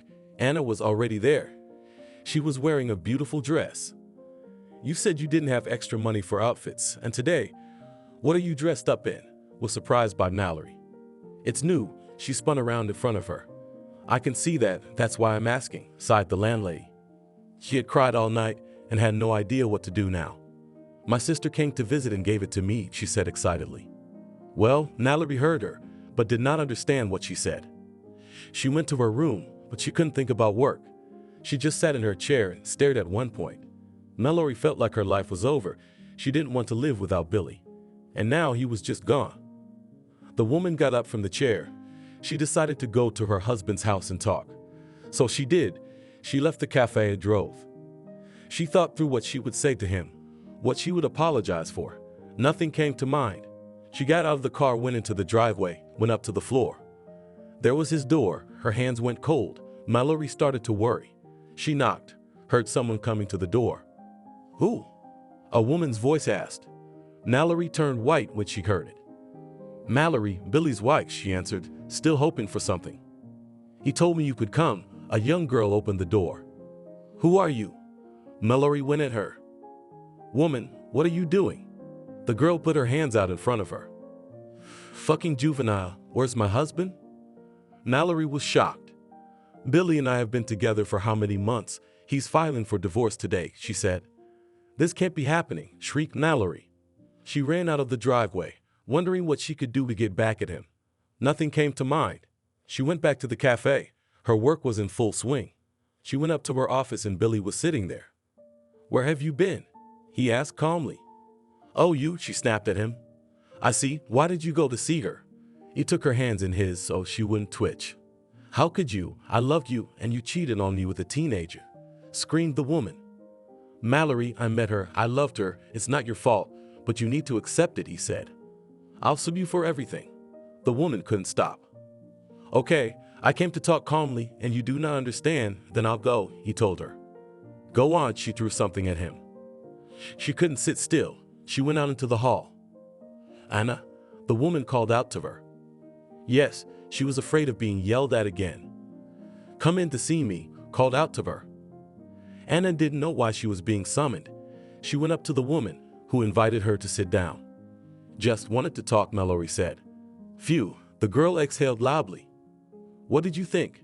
Mallerie looked at her. Nothing, shook her head. The girl shook her head. They sat and had a heart-to-heart talk. From that day on, Anna was a fixture in the principal's office. They chatted. She reminded Mallerie of her own. Turns out you might not be so bad, Anna told her. Mallerie was telling Anna about her husband leaving her and how much it hurt her. She shared with her. The girl nodded. She sympathized with her mistress. That's enough. Let's go home, she told her. Anna was still staying put and Mallerie was leaving. A few months passed. Anna blossomed before her eyes. What's going on with you? Mallerie asked her subordinate. My sister is getting married. She has such a good fiancé. He helps us in everything. Now it is easier, Anna smiled. Will you invite me to the wedding? Mallerie asked. Of course, she smiled. When and where? Mallerie wondered. She remembered the day of her wedding. I don't know yet, but as soon as I find out, I'll be sure to let you know. Anna smiled. They broke up again. Mallerie continued working and figuring out how to get back at her husband. Let him go, her father pleaded. I can't. How could he leave me? Mallerie said. It's your own fault, her father barked. You never support me, she told her father. The other day you were apologizing and thanking me, and now he squinted. Oh, come on. Now Mallerie's life was in disarray. She didn't know what to do, how to be. On one hand, she didn't want to do her ex-husband any harm, but he had hurt her so badly. Mallerie sat and realized that she had lived to such years, and she had nothing. No friends, no one to talk to. Children are also not interlocutors. She could talk to her father, but she didn't want to. Dad, she went into his room. What should I do? Nothing, calm down. Why are you so angry at the whole world? He only did not shout. I don't understand it myself. She couldn't analyze these things. A month later, Anna came to her office. She said that in a month her sister would have a celebration. She talked to her, and she agreed to accept her as a guest. At least I'll take my mind off things, the woman said aloud. She really wanted to relax a little. The cafe was still operating, but it couldn't compete with the establishments that had started to appear. Therefore, the woman no longer had the income she had at the beginning. "Hello." Anna met her on the doorstep of the restaurant. "Hi," the woman approached her. "Come on in," and Anna led her through. When she entered the hall, she nearly had a heart attack. At the wedding table sat the bride and groom, with her Billy being the groom. Mallerie stood there, staring, unable to comprehend anything. "Come in," as if nothing had happened, Anna said. "I can't," the girl glared at her. "And you should," the girl took her boss under the arm. And they went. As she sat at the table, she couldn't take her eyes off Billy. How could this have happened? Why had he traded her for this young girl? Somebody offered her food, but she couldn't get enough. When the congratulations began, she too was lifted from the table. "Hello," she said and smiled. She kept her mark. "Well, and congratulations?" asked her guest after a long pause. "Congratulations." She raised her glass and drank. "And I don't want you to sit down." Billy stood up. "I already came to talk to you, but you were so angry that I just left." "Billy, let's do it later." Mallerie didn't want to talk to him in front of everyone. "Why later? You don't want one-on-one. You have to do it like this. I want to be honest with you." He looked at her. And Mallerie was thinking at that moment how handsome he was. "Tony," she got up again. "When you and I met, you were dissing your girlfriend, showing her what a well-to-do woman you were, even though by and large it wasn't really true. My friend and I overheard this conversation and came over. As it happens, your date had left. But when I got to know you better, you turned out to be a kind and good person. I realized I was wrong about you." The guests began to sigh. They didn't want to hear it. "Billy," Mallerie said again. "It's okay. I won't be long. So when I helped you do everything in your cafe, you didn't even thank me. You took me for granted. But I didn't pay attention to it. And then the work started, and what did you do? You had a simple cafe. Yes, it was profitable. And what? You need to feel like you're a queen. So you know you're not. Now that I'm gone, you can't handle it all. Hire a good financier who will do something for you, but not the fact that he won't cheat." Billy stopped for a drink of water. "I don't want to hear it," practically shouted Mallerie. "But you're going to have to. So know this, if you're a kind and helpful person, you'll attract the same kind of people to you. And if you're evil and greedy, it's the same. I've seen what you can be." And when he came to the cafe, and there's this poor girl sitting there sobbing, he pointed at Anna. "What has she done to you to make you treat her like that?" "Oh, you," snorted the woman at Anna. "Don't touch my daughter," stood up from the table, the mother of the bride and Anna. Mallerie almost fainted. It was the same aunt from the dress store. How could this happen? Was this all done on purpose? She didn't understand. "I don't know," Billy replied, "but after I saw your waitress crying, I put her in the car and asked her what happened. She told me about what you were doing in the cafe, making a mess of it, trying to make you feel like a lady." She didn't want to feel like a lady. Mallerie was crying. She just wanted to get out of there. She didn't care what anyone thought of her. Just let her go. "Then I brought Anna home, and her mom and sister were there. When the woman told me how you picked out the dresses, I was very surprised too. I knew you weren't like that." Billy stopped talking. "I got you a job on purpose to teach you a lesson. I knew what you were like and I trusted you. There was only one thing that happened by accident, and that was a good thing. I told my sister about it once, and she asked me to show her Billy. She'd seen him from a distance, and then when he was on a business trip, they met by chance, and he fell in love with her.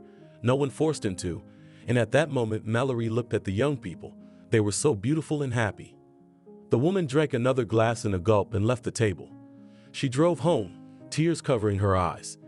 She began to analyze, and indeed, as long as she was soft and fluffy, and her life was fine, and as soon as she became angry, then everything was wrong. "Where did you come from?" Her father met her in the driveway. "Leave me alone," screamed Mallerie, even though she didn't want to do it, but her temper couldn't be fixed. Well, her father didn't argue. Mallerie sat in the kitchen, a bottle in front of her, pouring out her grief. "What are you doing again?" Alexander came in and grabbed what was on the table. "Give it back," looked at him, "daughter. If you drink even a sip, I'll stop talking to you for life," he told her. "Daddy, I feel sick," she cried again. "Pull yourself together and start doing something," the man advised her. Mallerie woke up in the morning, went to the back to the office, and Mallerie wondered what he wanted from her, since it had been so many years since they had broken up. "Hi," he sat down at the desk. "Why are you here?" She wanted to know. How many years and you still haven't forgiven? He asked. What do you care? She wouldn't look at him.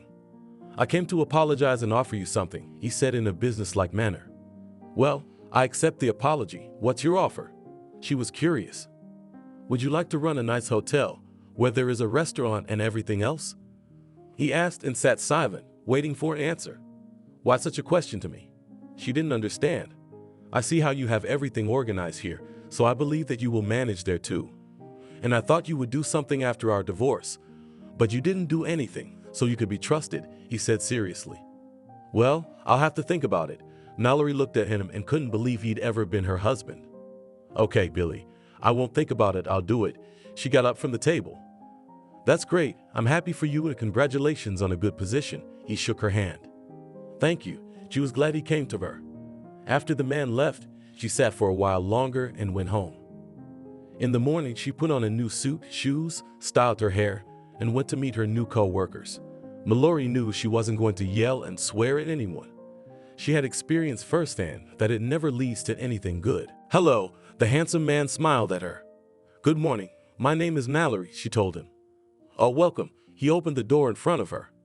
The woman entered the lobby. It was bright and cozy. The team was fully assembled. They didn't know yet who would be their new leader. Hello, team, she said. Greetings. Everyone immediately exhaled when they heard that they were not someone's subordinates, but a team. It is a pleasure to be here today and to see your faces. I hope we will work together and help each other. She believed that was the case. As everyone dispersed, Mallerie was approached by the man who had met her. May I ask what you are doing tonight? He asked the woman forehead to forehead. And for what purpose are you interested?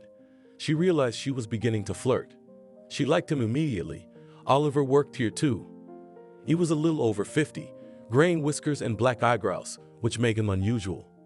I'd like to ask you out on a date. You didn't try to be sly. I'd be happy to accept. She averted her eyes, remembering again what Billy had told her about kindness and malice. Then I'll pick you up at 7. He looked at her. I'll be waiting. She was glad of the offer. See you then. He touched her hand and went to attend to his business. And Mallerie went to her father to tell him about her new job. I'm happy for you, daughter. He hugged her. Mallerie met with Oliver. They had a great evening. The woman was in awe of what the man knew what it could do. He offered her not to procrastinate, but to start dating right away. She did not refuse. Now they are together. Oliver turned out to be a good friend and mentor to Billy. One day he suggested that they all go out together. Mallerie said no because she wasn't ready for that yet. Will you marry me? He asked the woman a few months later. You know, it's not the first time I've heard that phrase, but I still can't refuse. She laughed and took the ring he was offering. Believe me, no one else will tell it to you but me. He hugged her and she smiled because she was happy as she was the first time. Julia was born when her mother was 33 years old. It was a long-awaited child, whom everyone loved from the moment of conception. Barry, I'm pregnant, Selena told her husband. Well, finally, he hugged her. From that moment, when everyone found out that a daughter and granddaughter would soon be born, Selena began to be watched and cared for very closely. Up to that point, Barry and Selena had tried many times to have a child, but nothing had worked out. Not that there had been miscarriages or anything, but not even a pregnancy. How are you feeling? Grandma asked Selena all the time. Fine, she answered. Nothing's bothering you? The old lady was worried that something might happen. No, if something happens, I'll be sure to tell, Selena assured everyone. Almost the whole pregnancy, the girl went well. Nothing bothered her. Her stomach did not hurt. Everyone helped her as much as they could. A couple of times at the end of the term, she had high blood pressure, so she had to go to the hospital. Otherwise, everything went well. Oh, I heard Barry in the night. Darling, what's wrong? I heard my husband moaning. I think I've got it all started. She held her stomach. For this occasion, they had everything ready. The bags were packed. The car was standing near the entrance. All that was left was to pack everything, get in, and drive to the hospital, which they did. That's it. Come on, love. He left her alone. That's it. I'll call you. She kissed him and went into the maternity ward. If the beginning was rapid, then everything calmed down. I'm in pain, cried Selena. Nothing, Barrett, soothed her midwife. But the girl could not tolerate She asked to be put anesthetized or something else, just to relieve this terrible pain. Everything started very long. The pain was so stretched out that Selena thought she would just die here on this labor chair. But when the baby's head came through, her whole body just slipped out of her. And immediately there was a relief that could not even be expressed in words. Selena looked at her baby and couldn't believe she'd done it. "Julia," she stroked her head. "Congratulations, Mommy," the doctor told her. "Thank you," exhaled Selena. In a few hours she was already in the room. They brought her daughter to be fed. It was all so unusual and unfamiliar. The girl was born at 4 in the morning. At this time, Selena did not call her husband because she did not want to wake him up and disturb him. But when the morning came, she didn't spare him. "Barry, you become the father of a beautiful baby girl," she said into the phone. "Darling, thank you for your daughter," he told her. And by lunchtime, the young husband was at the hospital window. He was smiling, looking at his daughter. And then, during the day, all the other relatives began to pull up: mother, grandmother, mother-in-law. All of them wished only health to this new person who was born. "When will you be discharged?" her mother asked her. "They promised the 3rd day," Selena said. "I see what you mean. They wanted to go to their apartment to clean it." On the 3rd day indeed, Selena and her daughter were discharged. Around the maternity hospital met all the same relatives. After that, they decided not to bother the young mother, to let her settle in a little. "And I'll probably go with you," the grandmother said. Okay, Selena was fine with everyone else going too. Yes, she had a baby, but in the hospital she complained that she was 30 years old, but it was her first child, and she didn't know what to do with it. They helped her give birth, and then just threw the baby away, and that was it. She's already resented it. So now she's decided she's going to do it herself. "Barry, please put the kettle on and make some unsweetened porridge," she asked her husband. "Now give me 1 minute," the young man told her, then went to the kitchen, rattled the dishes, and then returned with a plate of freshly made porridge. "Here, thank you," thanked his wife. "Aren't you tired?" he asked her. "Not too tired," she admitted frankly. Selena really was not very tired because there were so many helpers around. "Well, my favorite daughter," Selena liked to talk to her when no one was home. "Do you want me to read you a book?" After these words, she would take in her hands fairy tales. While her mother read to her daughter, she would lie there and look at her. It was immediately clear that this was a curious child. All the relatives came daily to Selena because it was the only child in their family. "Aren't you tired?" Barry often asked her in the evenings. After bathing and putting the child to bed, "It is a pleasant fatigue," his wife answered him. "I'm glad for that you don't complain like so many other mamas." Her husband kissed her. It was always like that. The older Julia got, the more curious she became. "Where did this come from? What is this?" she asked her grandmother when she visited her. "Here, look," she told everything calmly. She had nowhere to hurry. Interestingly, the girl liked to climb through her grandmother's closets. In them stood different boxes, and in them were jewelry, brooches, beads, earrings, rings. All this girl poured out on the floor. She liked to dress up. In general, Julia spent a lot of time with her grandmother.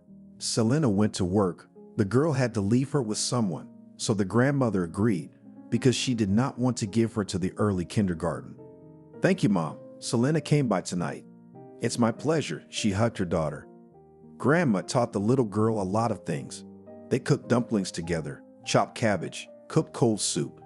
Julia was interested in everything. "Why is this picture hanging here?" Granddaughter asked her grandmother.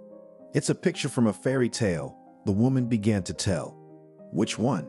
Sat down and prepared to listen to her granddaughter. "And why is it here?" the insistent girl asked.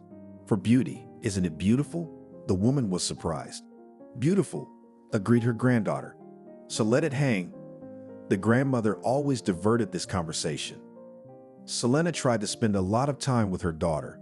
She and Barry went to the movies every weekend, not forgetting to take the little girl with them. They spent a lot of time together as a family. "Would you come this weekend?" Barry's mother asked them. Of course, they were used to getting together like this. Her husband's father had passed away a long time ago, and Selena didn't have a father either, so they didn't leave their mothers behind. "Why don't I have grandfathers?" Julia often asked. They happen to be in heaven, Grandma said sadly. It's a pity. We would go for walks with them. Julia was a little girl, but very sensible. Often staying with her grandmother, they learned poems, so the little girl's memory was perfectly developed. Already in a year, at New Year's matinee, she could tell long poems. Everything was good, little girl. Sit, do not sit at home, but in the garden. To go to the garden must go. As then on the weekend came Selena home to his mother. It is a pity to give such a little girl, although Julia was already 3 years old. For relatives, she will always remain a little girl. It's okay, let her go. There are guys there socializing, Selena said. She understood that her mother could sit with her for as long as she wanted, but she had to enter society. Yeah, I agree, Olivia sighed. And so the day came when Julia had to go to kindergarten.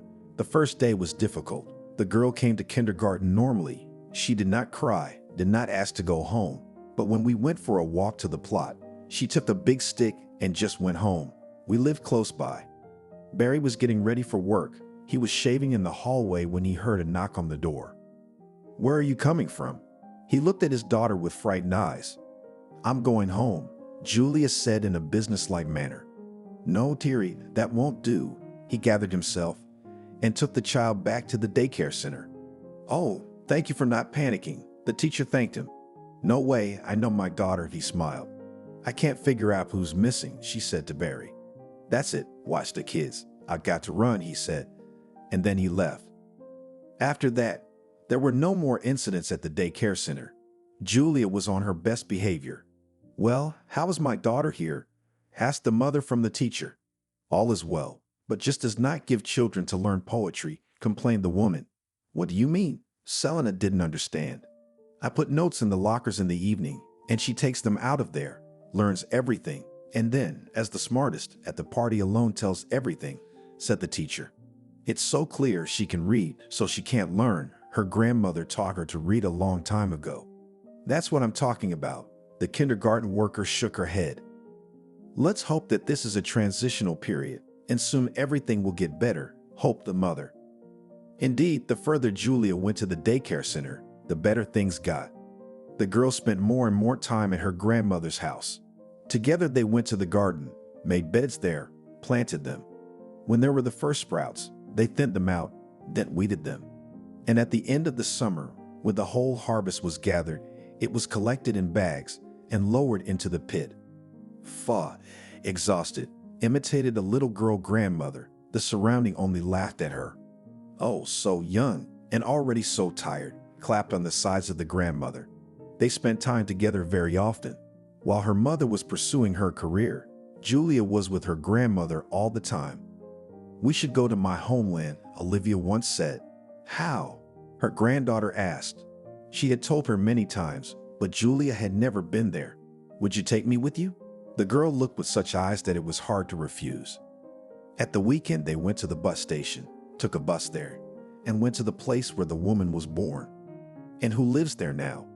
All the way the granddaughter asked questions. No one, just a house left, sighed Olivia. Why did it stay there? The granddaughter wondered. It's just that everyone has gone to town, so it's just sitting there, the grandmother tried to explain. And what will we do there? Asked the next question the girl. Nothing. We'll warm the house, see what's in the vegetable garden, go to the bathhouse, and in the evening we'll go back, Olivia told her the plan for the day. Yes, a lot to do, shook her head like an adult Julia. A lot, sighed Grandma. They would arrive, do all the things the woman had talked about before. After that, they washed in the bathhouse, and then drank delicious tea with honey. Well, back? Asked the grandmother. Ah, shouted the girl. And again they were shaking in the bus. It was time to graduate from kindergarten, and again all the relatives were here, next to the girl. Mom, Dad, grandmothers congratulated her on the first completed step in her life, or rather the past step. School was ahead, but Julia was not afraid of it. She was waiting for her to come to the classroom and sit at the desk. Are you ready? Mom and Dad were standing in the hallway. The grandmothers were coming to the line. Yes, she nodded her head. Good riddance then, her father pushed her toward the door. They arrived in the schoolyard and the grandmothers were already there. Everyone was in a good mood, congratulating their child for going to school for the first time. I promise you that I will study well, the girl said to her relatives. And we'll help you, they said. Well, I think you and I will often have to do our lessons together. Olivia was sure of it. She loved her grandmother, and she loved her grandmother back. The first bell rang and the children went to their class. Dear first graders, the teacher said the first word to them, I wish you a bright road. After the class hour was over, the boys poured out into the schoolyard. Today it was already possible to go home. To me, the grandmother looked at her granddaughter because she knew that her parents had to go to work. Yes, Julia loved to spend time with her most favorite person, so she always enjoyed going to visit her. Her grandmother told her granddaughter often the same story, how she was little, how she came into the world, what she did. Olivia was born in the distant 1933. She lived happily with her parents. Nothing said that there would be something terrible. But the war began. The parents went to the front, and the girl was sent to an orphanage because she was very small. But when she was 7 years old, there was a fire in the institution. Everything burned, including all the personal files and documents. They made new documents for the children, where their age was put on their site. That's when I was 5 years older, because I was tall and strong, Olivia said. And then there was a war, her granddaughter asked her. Yes, but it did not come to our town. We were only evacuated, continued to tell her grandmother. And what happened next was interesting to the girl. She studied in the 5th grade. They began to pass the theme of the Great Patriotic War. To us in the city, evacuated a whole factory. It used to be on the territory of Ukraine, and in September it was brought to us, Olivia recalled. Wow, and how it was rebuilt again, asked the girl. I can't tell you that, because I don't know, but it was built very quickly, that's for sure. And after that, both old and young went to work there. Grandmother immersed herself so much in memories that it seemed she was not here at all. And you worked there too? The girl was amazed. Of course, together with my mother, we, when it was possible, went home. But mostly, we were always at the production. They worked in several shifts then. So many people just spent the day and night there. Many people had no shoes. It was impossible to walk. There were iron shavings on the floor. You had to protect your feet somehow. And if you walked in the same shoes, both on the street and indoors, you wouldn't have enough felt boots, my grandmother recalled. Wow, you were a child. Sat and looked out the window of Julia. Grandmother never said anything like that, and Mom too. That's nothing. We kids who worked there, sometimes we couldn't even reach the machine, but we had to. We put the crates, and so we stood there all day long, cried the woman. Apparently she remembered something. Tell me something else, my granddaughter asked. What to tell? Times were hard. There was nothing to eat, nothing to wear. We struggled as we could, wiped her tears grandmother. Don't be so upset. It was all a long time ago. Julia pitied her. Okay, baby girl, hugged her grandmother. There was a very close bond between them. They sat on the bed, hugging, Olivia still sobbing, remembering how and what she'd had as a child. This story made Julia's mind reel, and she decided to write a report on it because it involved her grandmother. What are you thinking about? Her grandmother leaned over her. Nothing. I want to write a story about you and tell it to my classmates in class, disclosed her granddaughter. Okay, Olivia agreed. They took out the pictures, which for some reason had been in the grandmother's reticule, and began to look at them. Where are all these people? Asked her granddaughter. Who is where? The grandmother was evading the answer. How I would like to have a big family, said the girl. And you have a small one? The woman was surprised and laughed. Not as big as I would like, not even a grandfather. She curved her lips as if she wanted to start crying. It's all right, yes, that's how it happened in our lives, shook her head grandmother. And where did he die in the war? Asked the girl. I don't want to talk about that. Olivia turned away from her. Well, and then someday will you tell me? Looked her granddaughter in the eyes. Maybe, the woman promised and changed the subject. No, I don't want to talk about it. The grandmother started talking about school and what happens in it. Why, I need to know about your business, Olivia wondered. I want to know about your childhood, how your mother was born. I'm interested in all that, Julia insisted. Well, maybe someday I'll tell you all about it, or maybe your mother will tell you, she said. Okay, you think I'm still young, don't you? Guessed the girl. Everything is possible, and now let's go to the kitchen. I'll show you how to start the dough for pancakes. Grandma taught her granddaughter different wisdom, which will be useful later in ordinary life. Julia already knew how to take a hook, needles, to make any kind of dough, cooking, and all this at the age of 10. No, I cannot do it. Could not stir the girl flour into the liquid so that there were no lumps. Nothing. Washington was not built at once, Grandma said calmly. They made the dough, made pancakes, then Grandma made morsels, and they were full. Well, shall we go and lie down for a while? The old lady asked her. Okay. They went to the room that used to be Mom's room. There was a TV set in it, but it didn't work well, and the same picture hung on the wall. Can you tell me the story? Grandma asked her granddaughter. This picture has haunted me since childhood, smiled the girl. Julia was still chattering when she heard her grandmother already sniffling. She covered her eyelids too, deciding to take a little nap. That's how they slept, cuddled together. Grandma was the first to wake up, realizing that they had been asleep for more than 3 hours. No wonder, first so much to cut, then not so much to sleep, she said to herself. Baba Olivia, Julia called out to her when she woke up. What's up, my dear? She peeked into the room. You know, I was just thinking, that's where my daddy works, she said. Yes, so he is the only one in town, stroked her on the head grandmother. So it has been functioning in our town for many years. It was such an interesting topic that the girl decided to ask her parents about it at home. Julia was so impressed with the different stories today that she wanted to learn more and more. She herself started reading about the local city-forming enterprise, what it does, why it was evacuated here, who works here, and other things. Everything was interesting. Daddy, it turns out that you work at such an enterprise, which helped people in wartime. She came home in the evening happy. Yes, did you know that? He was surprised. No, only today my grandmother told me, my daughter told him. Wow. And you were not taken on an excursion? He asked. They did, but they didn't tell me about it. Apparently they thought it was too early, she concluded. The girl was growing up. She remained very curious. She was interested in everything, especially in what was connected with the war.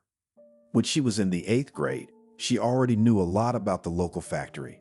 She wrote more than one report on the subject, and the information still did not end. Grandma, tell me something more about our plant, she often asked her. What to tell? I have already told you everything. The woman did not understand. Well, I don't even know. Julia herself did not understand why she had developed such an interest in this institution. The girl had been collecting materials, sitting in the plant's library for a long time. Julia already knew almost by sight all those who in different years led this enterprise. If she had been woken up at night and asked in what year the plant was evacuated and started working, she would have told it with her eyes closed. Couldn't any of our relatives have worked there? She asked her grandmother once. Why such questions? She didn't understand. It's just that so many people work there and no one is our relative, she asked. I don't know. The woman shrugged her shoulders. I see, we will find out further. Julia did not want to give up. In her head has long settled the idea to find at least some of their relatives. It can't be that everyone came from somewhere and there are no relatives. Julia had long watched the program Looking for You. She dreamed that when she grew up, she would write a letter there and look for her grandfather or his children. She even told her grandmother about it, but she just waved her hand. You'll only waste your time, she said then. And what if I find someone? Argued her granddaughter. Let's make a deal. You'll do it after I'm gone. Grandma Olivia asked her. Let's see, the girl thought to herself, that grandma might live for many more years. This was a topic they had brought up and mused about more than once. The girl also learned that during the evacuation of the plant, together with him came several specialists from abroad, and further did not stop coming. It was very interesting, so Julia did not leave this topic. Grandma, why did you give birth to only one daughter? One day her granddaughter asked her. It just so happened she couldn't find anything to answer. Now I would have aunts and uncles, and so no one. Daddy is also at grandma. One was sad girl. Why are you so caught up in these relatives? Olivia did not understand. I don't know, it's a big city, the factory too. During the war, whoever came here, and there are no relatives. She was saddened.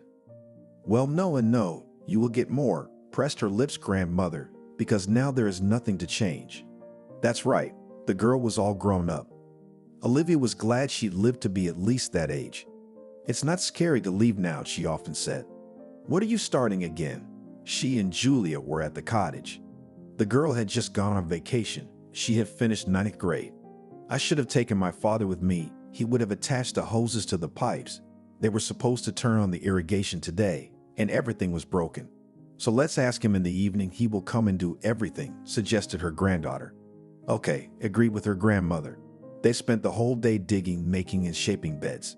After that, they planted beets and carrots, as well as onions. After tired, they got ready to go home. They went to the bus stop, got on the bus, drove home. Julia went to her parents to tell her father about the pipes, and Olivia went home. Father, Granny, and I need help. The girl came home. Speak up. Barry listened to her. Tonight there will be watering and we have all the hoses broken, complained the daughter. Don't worry, I'll get it done. He got dressed and went to the store to buy clamps and hoses. Everything was purchased and the man went to the garden. The job took only a few minutes. In an hour, Barry was back in town. The hoses were ready. Julia was supposed to be at her grandmother's house by 7 o'clock, and they would go to the garden again. But her girlfriends came for her. Are you coming with us? They were waiting for her answer. That's right, I had completely forgotten. She remembered that she had promised the girl's friends to go for a walk with them today. Come on, Grandma can handle it all by herself, the friends urged. Yes, moreover, my father did everything. She nodded her head that there was nothing complicated there. Well, let's go for a walk, because with these vegetable gardens she forgot all about us, her friends asked her. All right, agreed Julia.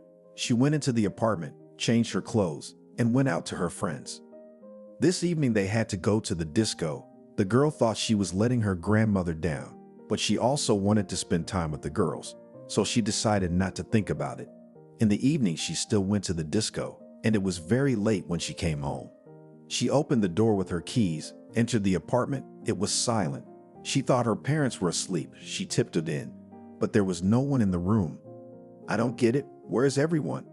Julia turned on the light. She went to the other room, but there was no one there either. The girl went out on the balcony. The apartment was on the top floor. Opposite was visible the house of grandmother. In her windows was burning light. What? Did not understand the girl. She knew for sure that the grandmother at this time is always asleep. Julia gathered herself again and went to her grandmother's house. Luckily, she lived only a block away. The girl was shaking and couldn't stop shaking. By the time she got to Olivia's house, her whole body was shaking. She entered the entryway, went up to the floor, opened the doors. Everyone was here. The ambulance, the neighbors, the other grandmother. Mom, what's wrong with Grandma? Julia asked. She's not well, Selena said in a dead voice. And what happened? Granddaughter did not understand. Just a few hours ago, they were digging beds with her, and now she is sick. I don't know, something with her heart, so I called an ambulance. The woman was on the verge of hysterics. Olivia was hospitalized. They took her away in an ambulance. Now the grandmother was in the hospital. Selena and her daughter visited her grandmother every day. They didn't want anything terrible to happen, but they couldn't prevent it. What they feared most of all happened. How could it be? Everyone was crying around the woman's coffin. Barry, what happened? His wife asked him. I arrived that day. I did as I was asked. And then when Olivia arrived, she said there was nothing, he said. How could that have happened? Selena looked at her husband incredulously. I don't know. I didn't believe her. I decided to check it myself. And I went there again to the garden. When I was there, I saw that there was really nothing, he said. But you did? The wife clarified. Of course. Why should I deceive? I looked. There was all cut off. It was obvious that the man considers himself guilty of what happened. Calm down, Selena hugged him. There were a lot of people at the funeral, all condoling with the relatives. Selena and Julia were inconsolable. Grandma, cried her granddaughter. She didn't understand how she was going to live without her now. After the funeral, everyone went to the dining room and then home. We have to learn to live without Grandma, Selena said. I understand, the girl nodded. They had to finish 2 more grades of school before they could go anywhere. Now the topic of war was especially relevant. At school, they often asked to write essays on these topics. And always Julia wrote about her grandmother. She raised the topic of the factory, which she had long studied. It turned out that there was still a lot of interesting things. The girl wrote about it, the workers who stood at the origins and other things. Mom, and you have not tried to find your father? Once asked her daughter from Selena. Oh, and why should I? If he for all these years did not want to communicate with me, then I have no reason to look for him, said the one. And I wonder who my grandfather was. This question has long tormented the girl. If you want, you can look for him, said the woman. Okay, Julia collected all the documents of her mother. She knew little about her father. You don't even have to ask about the last name. The mother warned her right away. Then how will I find him? Julia didn't understand. I don't know, her mother shrugged. Well, let's wait a little longer. Maybe he had other children. Maybe they will find us, the girl concluded. The 11th grade was coming to an end. It was necessary to pass final exams and to enter somewhere. Julia was not worried. She chose history because she studied in a humanitarian class. She knew that, even if she didn't learn the ticket, she had a lot of things to say in her head. Are you ready for the exams? Her mom asked her. Yes, of course. Her daughter never let her down. She always studied well. She came to the exams. She got a ticket about the war, specifically about the blockade. It's a very sad topic. While Julia was talking, she saw tears in the eyes of the commission members. Well, Mom greeted her daughter. 5. What else could it be? Smiled in response. Then there was literature, which the girl also passed on excellent, well, and written subjects. Will you come to my graduation? Julia asked her mother. I do not even know if they will let her go from work, the woman said, but she really wanted to get there. And so this solemn day came. Julia, in a beautiful dress, with a hairstyle, went to school with a bouquet of flowers. Selena promised to come later. The girls were all handsome, the guys in strict suits.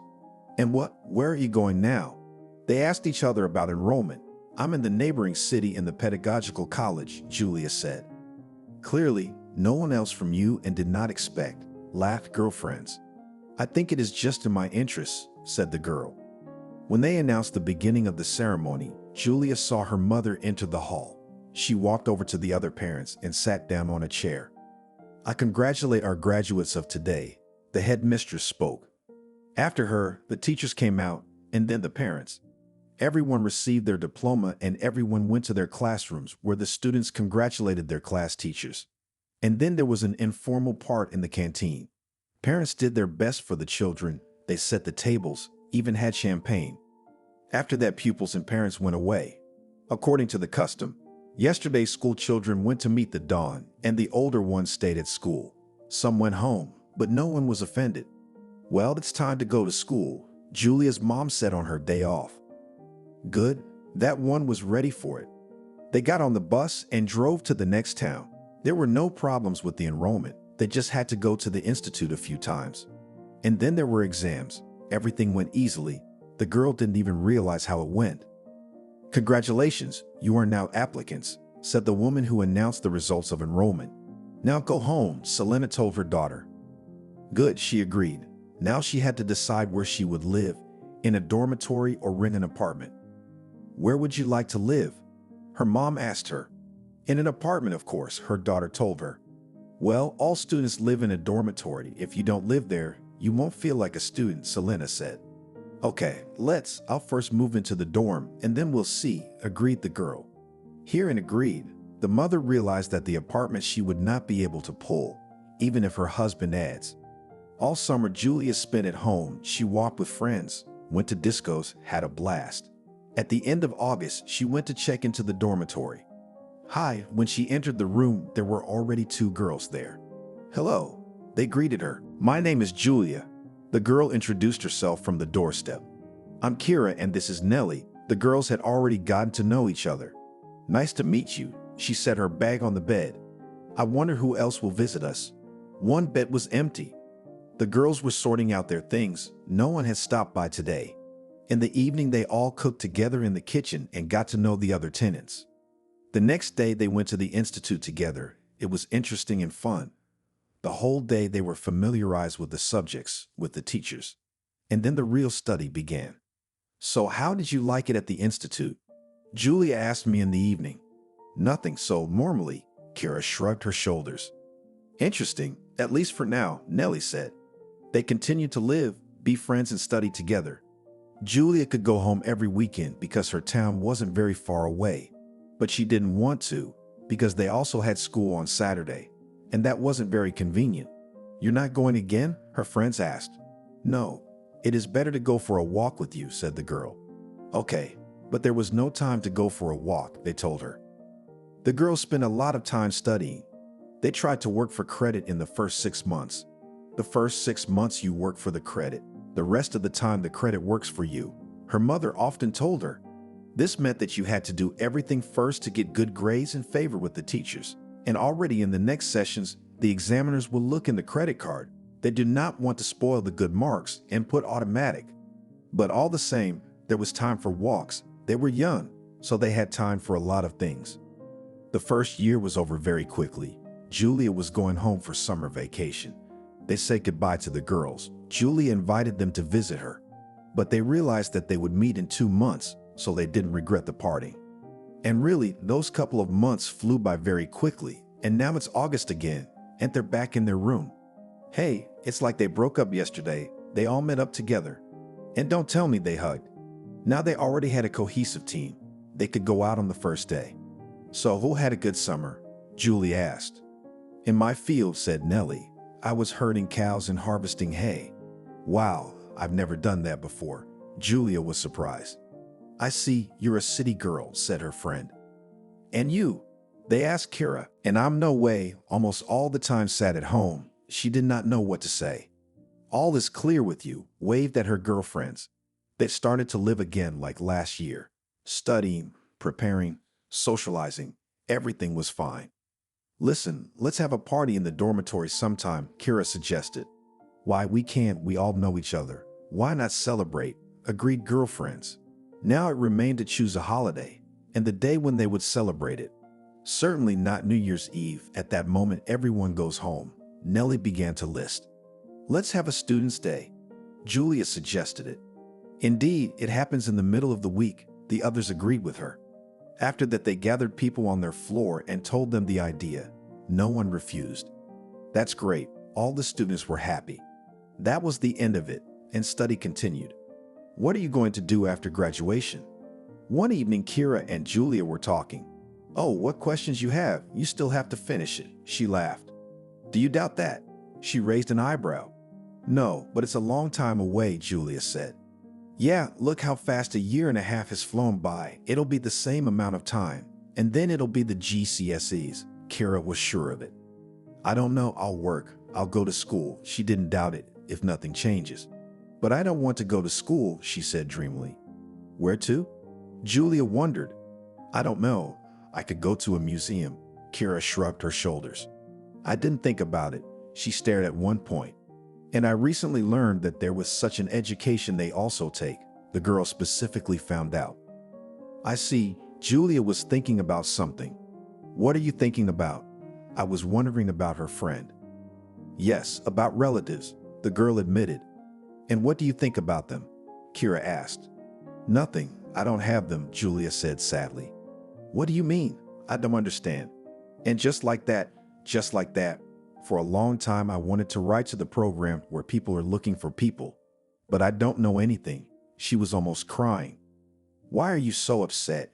Everything will be fine. Your relatives will be found. Kira tried to calm her down. Okay, I'm sorry, wiped her friend's tears. They hugged each other and sat like that for a long time. It was New Year's Eve and everyone went home.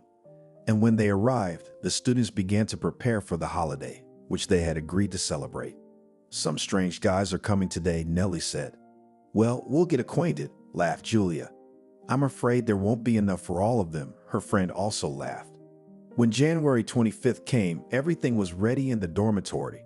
The girls made sandwiches, the boys bought wine. They all set the table together. The unfamiliar boys really came. He sat down at the table across from Julia. The girl kept her eyes on him. Hi, he got out of the table and walked over to her. Hello, she held out her hand. Let's go talk, he beckoned her over. Okay, she looked at her friend and left the table. They stepped back to the window. Anthony, he introduced himself. Julia, she answered him. Are you a student at this institute? He asked. Yes, in my second year, she nodded. And I'm in my fourth, he smiled. Are you renting an apartment? She guessed, because she had never seen him in a dormitory. Yeah, he nodded. Is it expensive? She wondered. It's fine, I make my own money, the guy shared with the girl. Julia looked at Anthony. She liked this guy. And who are you by nationality? He asked her. Why do you ask that? She was surprised. Well, it's just that you have such a weird eye cut and black hair, he told her. I'm American, she replied. Come on, don't mind me. I was just asking. Anthony smirked. Let's go back to the table, Julia called out to him. They went back to the table, now sitting side by side. Anthony had been joking all evening, she laughed. He was fun to be with. So, how do you like the new guy? Her girlfriend asked her when they came into the room in the evening. Wow, I like him, she admitted to her honestly. So, are you going to be friends? Kira wondered. I don't know. He didn't offer anything. He didn't even set a meeting. They turned off the light in the room. Julia lay on her back and thought about Seriosa. She really liked this guy, but she didn't want to approach him first. The next day when they came to study at the first break, they met him. Hi, and I'm waiting for you here, he said. Hi, she blushed. She was pleased, but at the same time she was shy. Let's go for a walk tonight, he offered her. I don't know, it's cold outside, she told him. And whoever stopped that? Let's go to a cafe, he invited her. Okay, where shall we meet? She heard the bell ring. Why don't I pick you up at the dorm tonight? He told her. I'll be waiting. She looked at him and ran to the auditorium. What did he say to you? Kira whispered to her when class started. He said he'd come by the dorm tonight to pick me up, Julia told her quietly. Well, wow, we had a celebration. Kira laughed so that the teacher paid attention to her. Julia spent the rest of the school day thinking about Anthony. She didn't know what to wear on this date, since it was her first. On the one hand, it was cold outside, and she needed to wear something warm, but on the other hand, if they went to the cafe, she wouldn't freeze. When they got back to the dormitory, she already assumed what she would wear. The girl decided not to show off too much on the first day and put on jeans, a sweater, and a down jacket on top. Anthony picked her up at 7 in the evening, and they actually went to a nearby cafe.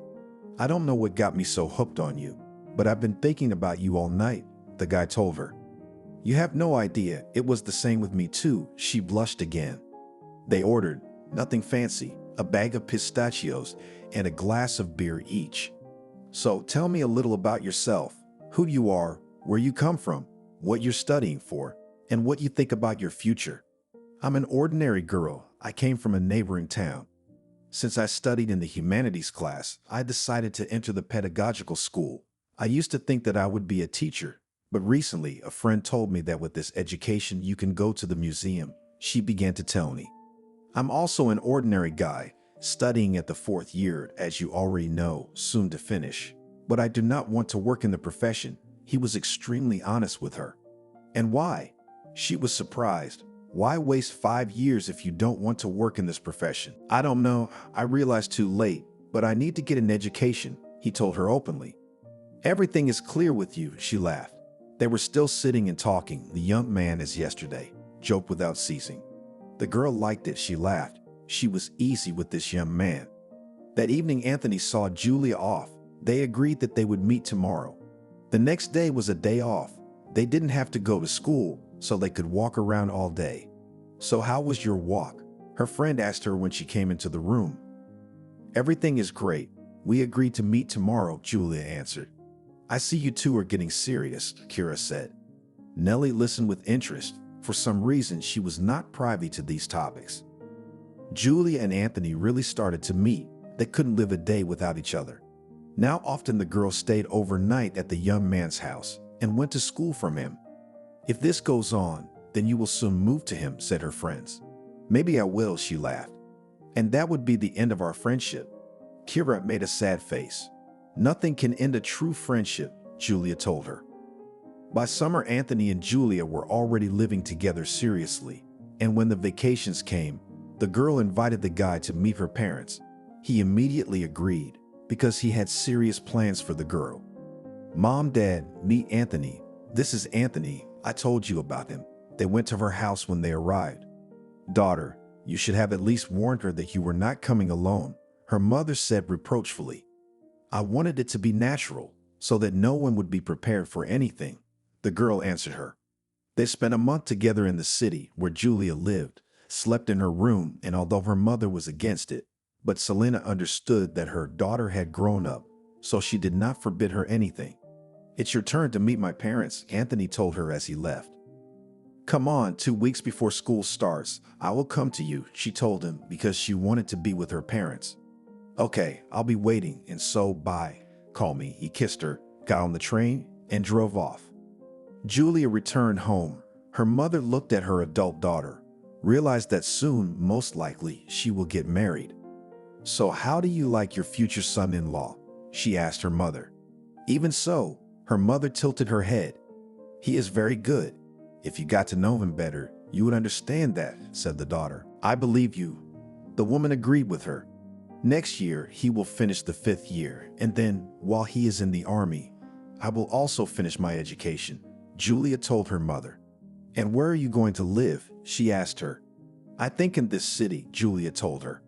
That's good, her mother said, because her grandmother's apartment is empty, and she wanted you to have it all to yourself. It was the first time the woman had ever spoken of it. That's great news, Julia was pleased. She spent a month at home, and then, as promised, went to Anthony. Hello, she entered his apartment. Serialsha had only her mother. She met her warmly, hugged her, accepted her as her own daughter. Hello, Anthony has told me a lot about you, Natalie told her. I'm glad, she nodded her head. 2 weeks passed very quickly, and she got to know her mother better. The young people told her what their plans were. Anthony, you have chosen a very nice girl, praised his mom. Okay, do not embarrass, he saw how Julia blushes. After these words, the young man and the girl, the day before the start of school, got together and went. She to the dormitory, he to his apartment, which was still ready to rent for a year. Can't we move in together already? He asked her. No, Anthony, let's hold off, all in good time, she told him. Okay, he kissed her and they parted outside the dormitory. After that, every day it was either her at his place or him at hers. They met, went to caves, socialized with friends, everything was very good. New Year's Eve was celebrated at Julia's parents' house, and Anthony's mother also came there to meet them. It was nice to be in such warm company, Selena said to Natalie. I'm glad our families are united too, the woman said. I'm leaving in May, and when I come back, I want to take your daughter as my wife, Anthony began to say. That's how long it will take, Selena sighed. Nothing, while the service, study, and everything else. The time will pass quickly, said her daughter. She looked at her chosen one, and she felt good that now they were all sitting together and communicating as a family. Yes, I agree that you will have no time to relax, Selena nodded her head. The future in-laws spent 3 whole days together, and when it was time to part ways, neither one wanted to do it. Anthony, I love you, were the 2 young people. And how I love you, he kissed the girl and pressed her to him. Spring passed very quickly. May came, followed by graduation. After that, Anthony received a summons, and now he was going to go to the army. Are we going to do a send-off? Julia asked the boy. He probably shrugged his shoulders. Okay, Julia nodded her head. She thought about where and how it could be organized. Not 2 weeks later, Natalie, with the help of Selena, Julia's mother, was setting the tables. They were expecting guests. Julia, open up. Anthony heard a knock on the door. Now she was welcoming friends of her favorite person.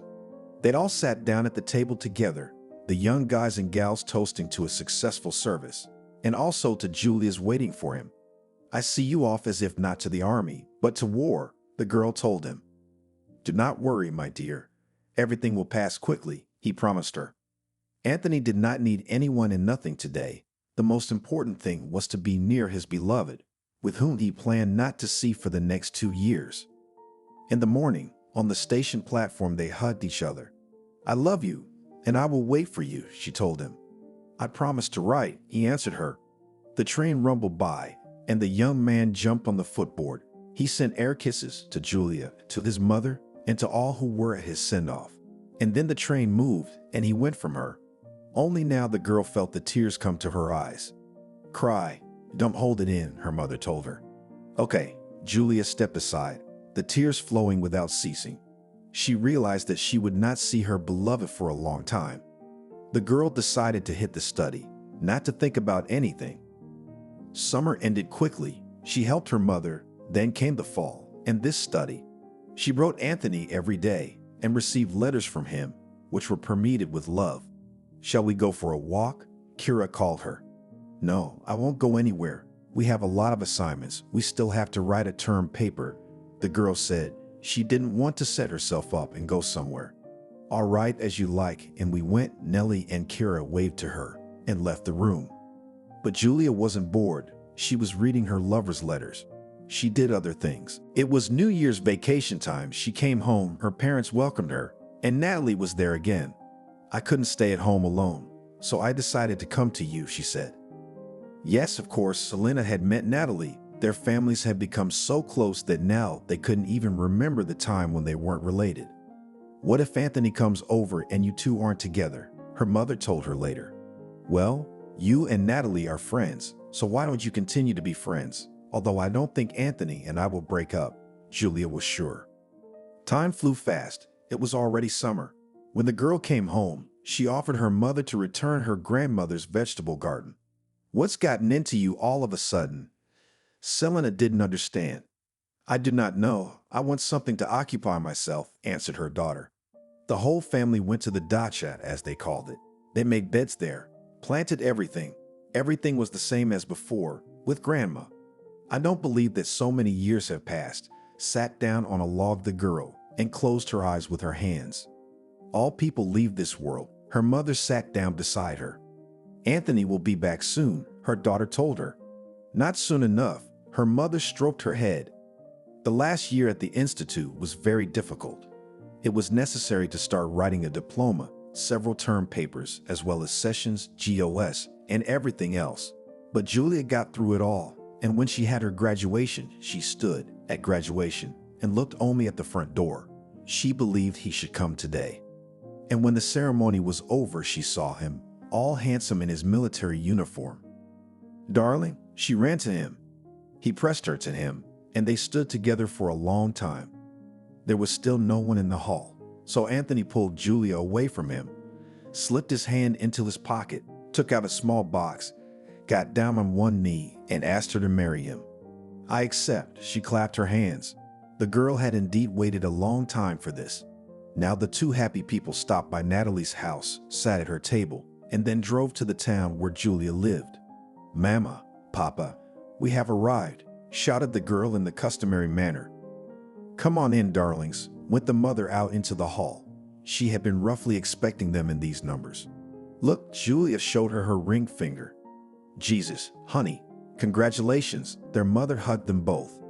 Julia was very happy to have her favorite people by her side, and soon she was going to marry one of them. So, where are you going to live? Her mother asked her. I don't know. If you let us, we'll take the place where grandmother used to live, the daughter said. Of course we will. Grandma left you this apartment. Selena was happy for her children. You know what I want to tell you, parents? You are the best. Julia hugged them. She and Anthony drove to the apartment where her grandmother used to live. I haven't been here since she died, she confessed to the young man. Are you having a hard time? He asked her. A little bit, she admitted honestly. And what are we going to do about it? He asked her. Nothing. We'll change everything here so that nothing reminds me of her. Julia walked around the apartment and touched everything with her hands. Oh, look, and here is this picture, which all my childhood stressed me. She pointed to the picture where Ivan Tsarevich rides on the gray wolf. A very old painting, I see. Anthony touched it with his hands. Yes, let's take it down so that it doesn't remind me of my childhood, the girl asked him. When they took the painting off the wall, they saw a small door behind it, as if it were a safe. What is it? Anthony asked her. I don't know. It's the first time I've seen it, she said. Come on, let's open it. He looked at her. Okay, come on. The girl reached out her hand and opened the door. Inside was something like a photo album. What is it? Anthony asked. Strange, said the girl. I don't see anything strange, her future husband told her. Just all the photos grandmother kept in her bag, and here is a photo album. some other interesting. She took it out, went and sat on the bed. When Julia opened it, she turned white. After that, she started to reread everything it said. It was a kind of grandmother's diary, and why hadn't she found it before? "Shall I leave you?" Anthony asked her. "Yes, if you don't mind," she asked him. "Okay, out of the way," he went outside. Julia sat, looking through and rereading everything in the scrapbook. Here's her grandmother young. Here she is getting a job at the local factory. This is after high school. Here's a postcard of some kind. That was the first piece of news. What did it all mean? Julia couldn't understand. She flipped through the pages, and the third page was the most interesting. There was a picture of her grandmother standing next to a man of Asian appearance, signed Zhang Feng Wei at the bottom. And underneath the photo was a letter of confession. "Darling, I can't stay here all the time. I'm expected back home, so I have to leave you behind. Always your Vi." Julia sat there, looking at it all and crying. So that's where it came from, she realized. The beginning detailed how two Koreans had come to town, how everyone laughed at their names, and afterward, one was spelled Victor and the other Frederick. Julia couldn't believe that this was really the whole story about her grandmother. She had always been the perfect person for her, and now such a thing was being revealed. "My beloved Victor, I've missed you so much. I decided to write, though I don't know whether this letter will reach you or we will never see or hear from each other," wrote her grandmother, and it was pasted under the photo of the two of them. There was also an envelope on which it was written in red letters, "Return to sender." Tears came to the girl's eyes. She realized that her grandmother had loved and waited for the same man all her life. "So that's why I have such a cut eye." She touched her slightly swollen eyelids. Julia sat back and looked through the album further. The further she flipped through, the more and more she realized. Didn't Mom know about this? She asked herself. But Julia wasn't in a hurry to show it to anyone. She wanted to figure it out for herself first. She turned page after page and learned more and more about her beloved grandmother. "Hi, my love. I thought I'd write to you. I'm doing well. I don't know how you are. You probably blame me for everything, and I deserve it. But I can't do anything else. I have a family, a house, children, and I can't come back to you." Victor wrote to her. Each letter was accompanied by a postcard or a photo. "How much I love you, and I do not hold a grudge against you. I know that it is difficult for you, but you hold on. I love you," Grandma answered him. And since the letter was here, she was just answering, but she didn't send anything. "Beloved, look at the views from our window." He sent another picture, and everything was really beautiful there. And then she would reply to him, describing how she felt. While Julia was reading this picture book, she cried more than once. Finally, she got to the last page, and there was a picture of her mother, just as she had suspected. "Anthony," she looked outside from the window. "Yes, are you finished?" He was sitting on the bench. "Come in, please," Julia asked him. The young man quickly went up to the floor. "And what did you find out there?" he wondered. "Look," she showed him the last photo, which was also accompanied by a caption. "And what is this?" He did not understand. "This is my grandmother, and in her arms is my mother." Julia looked at the young man. "I see, and so," he pointed at the man, "it's her father." It turns out so. The girl was still in shock. "Wow, so that's how you got those eyes," he reminded her. He had asked her that the first time they met. "Only I don't understand why Grandma was hiding all this." Julia didn't know what to do now, whether her mother knew about it or not. "Well, what to guess now? You should go and ask her directly," he advised his future wife. "I'll do so. You can work here alone, and I'll go to my mother?" she asked him. "Okay," he agreed. Julia took the album, put it in a bag, and went to her parents. She had a lot of things to think about while she was walking. What, where, and how. "Why are you here?" Selena was surprised when she saw her daughter coming home. "I need to talk to you." She looked intently at her mother. "Talk. I'm listening to you." Her mother was worried. She couldn't understand what was going on with her daughter. Did they have a fight with Anthony? After all, she came alone. "Let's go to the kitchen," was puzzled daughter. They went into the kitchen, sat down at the table. "Do you know who your father is?" the first thing the girl asked. "You know I don't. It seems to me that you and I had already talked about it," her mother told her. "Yeah, and today we went to Grandma's house. I decided to change everything there. And the first thing I did was take down this old painting right here. She pulled it out first. Yeah, I remember it. It was hanging in the little room, Selena confirmed. So, and behind it was something like a safe. Behind the painting, the girl pulled out an album. What is it? Selena didn't understand. An album where grandmother kept her most precious memories, Julia said. I don't understand. Selena looked up at her daughter. Look at it, Julia advised her. The woman opened the cover and immediately saw a Korean man in the photo and read all the captions below the photo. And most importantly, you'll still have time to read it all. Julia opened to the penultimate page. There Olivia stood with a little girl in her arms in whom the woman recognized herself. And at the bottom was an inscription that she would never forget the one who had given her the most precious gift of her life. What, you mean this man, my father? Tears spurted from Selena's eyes. She wouldn't lie, especially since they never saw each other again. He sent her postcards and hers never reached him. She showed the inscriptions. Julia, I don't believe my mother could be like this, the woman said through tears. But this album says otherwise. She showed her all the new letters and photos. Yes, I see it all. Selena turned to the window and stared at one point. And what are we going to do? The daughter asked, and looked at her mother. I don't know, she answered honestly. Listen, do you want to know the relatives or the man himself, if he is still alive? Julia was very interested in all this. I want to, but I'm afraid, Selena admitted honestly. Well, let me do it myself, her daughter asked. To be honest, you really shocked me today, Selena said. You can't imagine how shocked I was when I saw all this. Julia remembered the emotions she felt when she first saw it all. I imagine Selena heard the front door slam. It was Barry coming home. He made his way into the kitchen. The women had told him everything. He just didn't say anything, sat down on a chair, took a long look, and didn't say anything. And I wondered who our Russian girl had those eyes in. He looked at Julia. And Anthony asked me about it too, the girl confessed.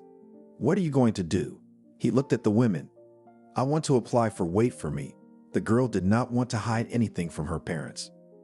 This is good, but imagine that the relatives on the other side will be against it, will not offend you. Immediately warned her father. No, she was sure of it. Good, then go ahead. Barry wished her good luck. While they were talking, Selena sat like that, staring at one point.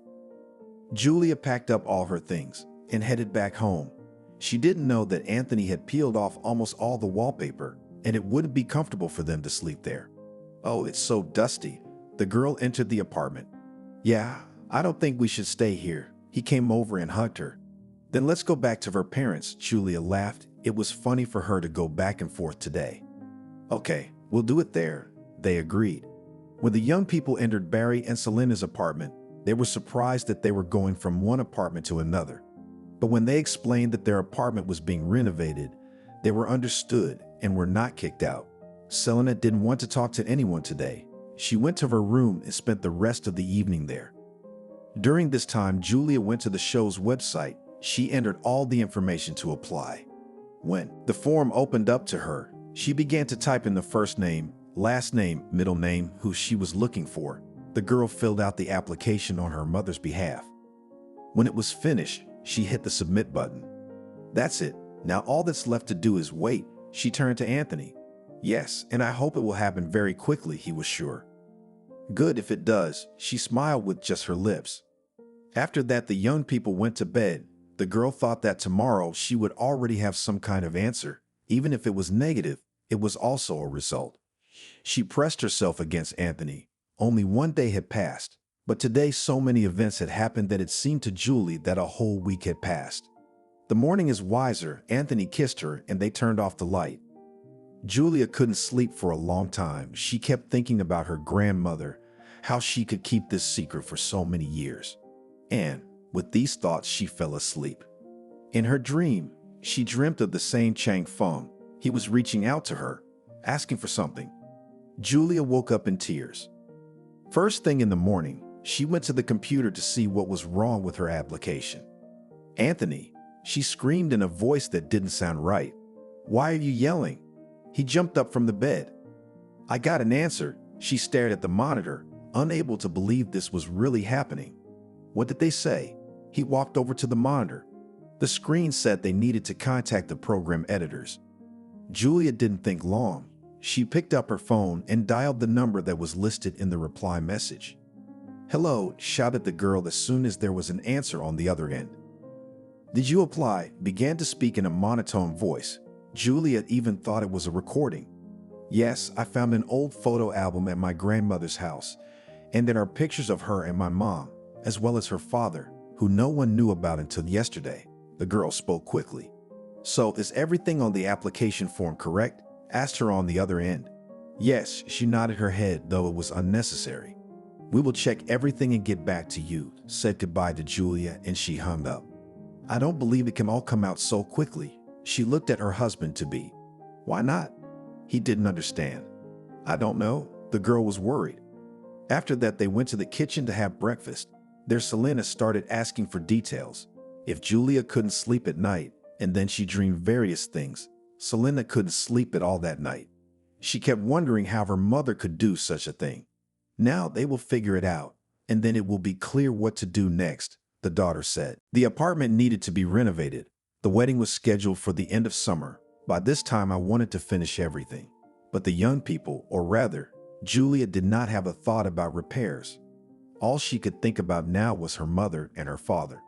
"Well, are you not going there again today?" Anthony asked her. "I will." There was nothing left for the girl to do. "Then let's go." He was waiting for her. In her grandmother's apartment, the wallpaper had already been torn off. Now they had to prime the walls, and they could glue new ones. "To the store?" Anthony asked after the priming was finished. "Isn't that enough for today?" Julia asked. "If you don't want to glue, then at least help you choose what to buy." He knew he couldn't handle it himself. "Okay, let's go," she agreed. In the store, they spent a good 3 hours. All could not decide on the type of wallpaper. Finally, they chose one that was sufficient in the warehouse, and they both liked it. So they went home. "Where have you been so long?" Selena met them. First in the apartment and then in the store, Julia told her. "Had you at least eaten?" Her mother was worried. "No, but believe me, it wasn't about that." Julia hugged the woman. "It's okay. I don't think I'm as worried as you are," she told her daughter. "It's okay." They walked to the kitchen, had something to eat, and then went to their room. "What's up?" Anthony looked at Julia. "Nothing." She looked at the monitor. "That's okay." He was undressing for bed. "Yeah, I think so too," she admitted to him. So 2 weeks passed. During this time, young people, not without the help of parents, made repairs in one room. Of course, it was cosmetic, but it was enough. After a while, Julia got a phone call. "Hello," she picked up the phone. "Hello, have you contacted the program?" They asked her. "Yes, I'm looking for my grandfather and my mother for my father," she said. "Okay, everything that was asked on your parameters, we checked. Now you need to take a DNA test. And only then we will invite you to the program," frustrated her editor. "Great, when and where to come?" Julia wondered. When everything was explained to her, she told her mother her presence was not necessary, but she still wanted to go. "Mom, we need to buy tickets." They came home. "It's mandatory, Selena." As much as she wanted to know the truth, she dreaded it. "Please, so much work has already been done. Let's not back down," her daughter begged her. "Okay, you're taken," agreed the mother. 2 days later, they were already sitting at the airport, waiting for their flight. "Are you nervous?" Julia asked her mother. "I won't say yes, but I can't say definite no." "I can't say," the woman said, and didn't look at her daughter. They flew in by invitation, went into the lab, took all the necessary tests. "If it turns out to be your father, well, he's still alive. So if you thought you were an orphan, you can forget about it," the lab technician told her. "What are you talking about? How old is he now?" Celine looked at him with big eyes. "Asians are long-lived," he smiled. Selena and Julia went outside. They breathed in the fresh air. They had to fly home again. "So what do you think?" the mother asked her daughter. "Let's not think anything. Just wait for the results." She didn't want to be nervous for a while. "Okay," she agreed with her. They flew home quietly. Anthony and Julia went about the renovation of the apartment, and Barry and Selena went on with their normal lives. Time dragged by very slowly. For a period of time, Selena and her daughter even seemed to forget that they had an important case going on somewhere. They were distracted by renovations and wedding preparations. "Do you think we'll pick out a dress here?" the daughter said to her mom. "I don't know, but can we at least look?" Selena asked. Okay, they went to another store. But Julia didn't believe, not at all, that they would be able to find anything. They were measuring one wedding dress after another when the girl's phone rang. "Hello." She put her finger to her lips, showing her mother to be quiet. "Hello. Did you apply to find a relative and take a DNA test?" A male voice spoke up. "Yes, you're right," glanced Julia at her mother. "We invite you to the TV program that will be held in 2 weeks," said the same voice in the receiver. "Thank you, we will definitely be there," disconnected Julia. "And what?" waited the mother for her verdict. "They're inviting us," Julia smiled. "They need a show. We are test subjects," said the woman. "Why the negativity?" The girl didn't understand. "Well, why? Now on our television only, so," was sure Selena. "Okay, let it be so, but we'll still go," was sure Julia. "Well, you started it. You decide whether we go or not," Selena said as if she didn't want to. "That's great." The girl was happy. They got everything ready for the wedding. They bought tickets to Washington, and now they just have to wait for the date they need to leave.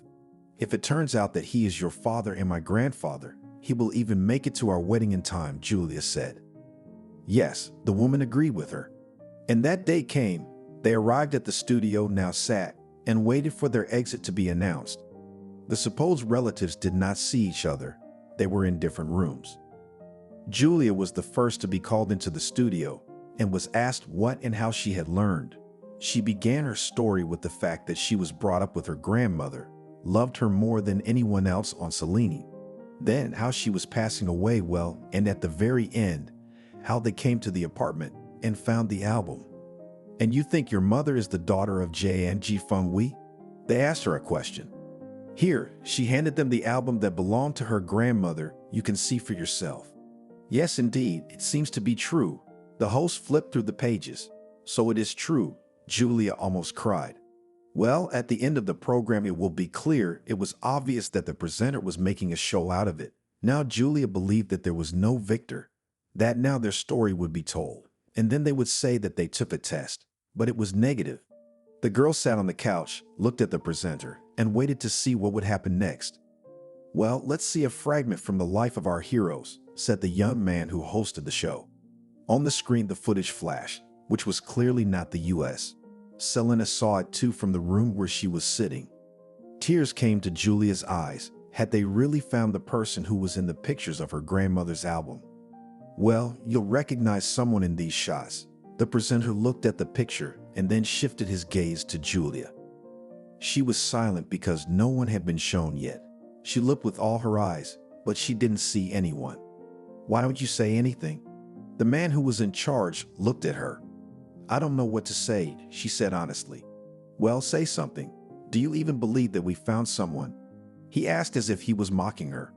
"Are you kidding me?" She was ready to fall to the ground in shame. Why did she believe these people? They just wanted to make a show, and they did. "Why, no one is mocking," shrugged the presenter. He was looking at the screen as well as Julia. And at the same moment, an old man appeared on the screen. He was sitting on a bench near the house. And yes, he remotely resembled the one Julia had seen in the picture. The girl's heart beat faster. Her hands shook. "Did you recognize him?" The host saw her excitement. "I don't know." She was fiddling with her handkerchief. "I think you recognize someone." The host sat down next to her. "Is he here?" The girl looked at him. "Yes," he nodded and smiled, "but we'll call your mother here first." The music started playing and Selena walked into the studio. "Hello." The host said hello to her. "Good evening." She sat down next to her daughter. "Well, how do you feel? Did we find your father?" Looked at her, who led the program. "I don't know." Selena was ready to burst into tears. "But I do know. Zhang Feng Wei, come here to the studio," he called out. "No way." Julia clutched her face. "We can do anything. Miracles happen." Everyone in the studio applauded. An elderly man came out here. He stood in front of Selena and Julia. He was crying. "Daughter, forgive me," he said in broken Russian. "Hello." Naturally, Selena did not perceive him in any way. "So you want to know if this is your father or not?" asked the host. "Of course," Everyone was in suspense. Then I invite an expert here in the studio. He put out his hand. A woman came out who was holding an envelope in her hands. She stood in the middle of the room and looked around. After that, she took out the results from the envelope. So the alleged father, Jang Foon Wee, and the alleged daughter, Celine. The possibility of parentage is, she stopped talking and looked at the people present. Come on, Julia stepped forward. 99.9%. Applause erupted in the hall. Daughter, a man jumped up from his seat. I can't call you daddy. She stood up and walked over to him. They approached each other and embraced. The audience did not stop applauding. Julia sat looking at her mother and cried. So, what are you going to say now? The host came up to them. I can't tell you anything now. It was obvious that Selena was at a loss. Why did you find your father? The presenter asked her. I knew all my life that I didn't have one, and now I have one, and I'm just shocked. Selena looked at the man. He was holding her hand. Well, what do you think? He turned to Victor, as he was known here. I wasn't expecting it, he said. I was coming here for an internship and I met Olivia. We were only with her for a few months and then I moved back. I wrote to her, but she didn't answer me. All of this was told by a man with a heavy accent. So how come she didn't reply? Julia put in a word. Here, look at this. Chang Feng picked up the album and started flipping through it, tears flowing from his eyes. She must have misread my handwriting, so she misspelled the address, he said regretfully. That's it. Now you know you have a daughter, and you know you have a father. How do you feel about it? The presenter continued his show. Incomprehensibly, Selena looked at him. She wanted to leave the studio sooner. Outside in the car, her husband was waiting for her along with Anthony. They said goodbye to everyone, got up, and walked out of the studio.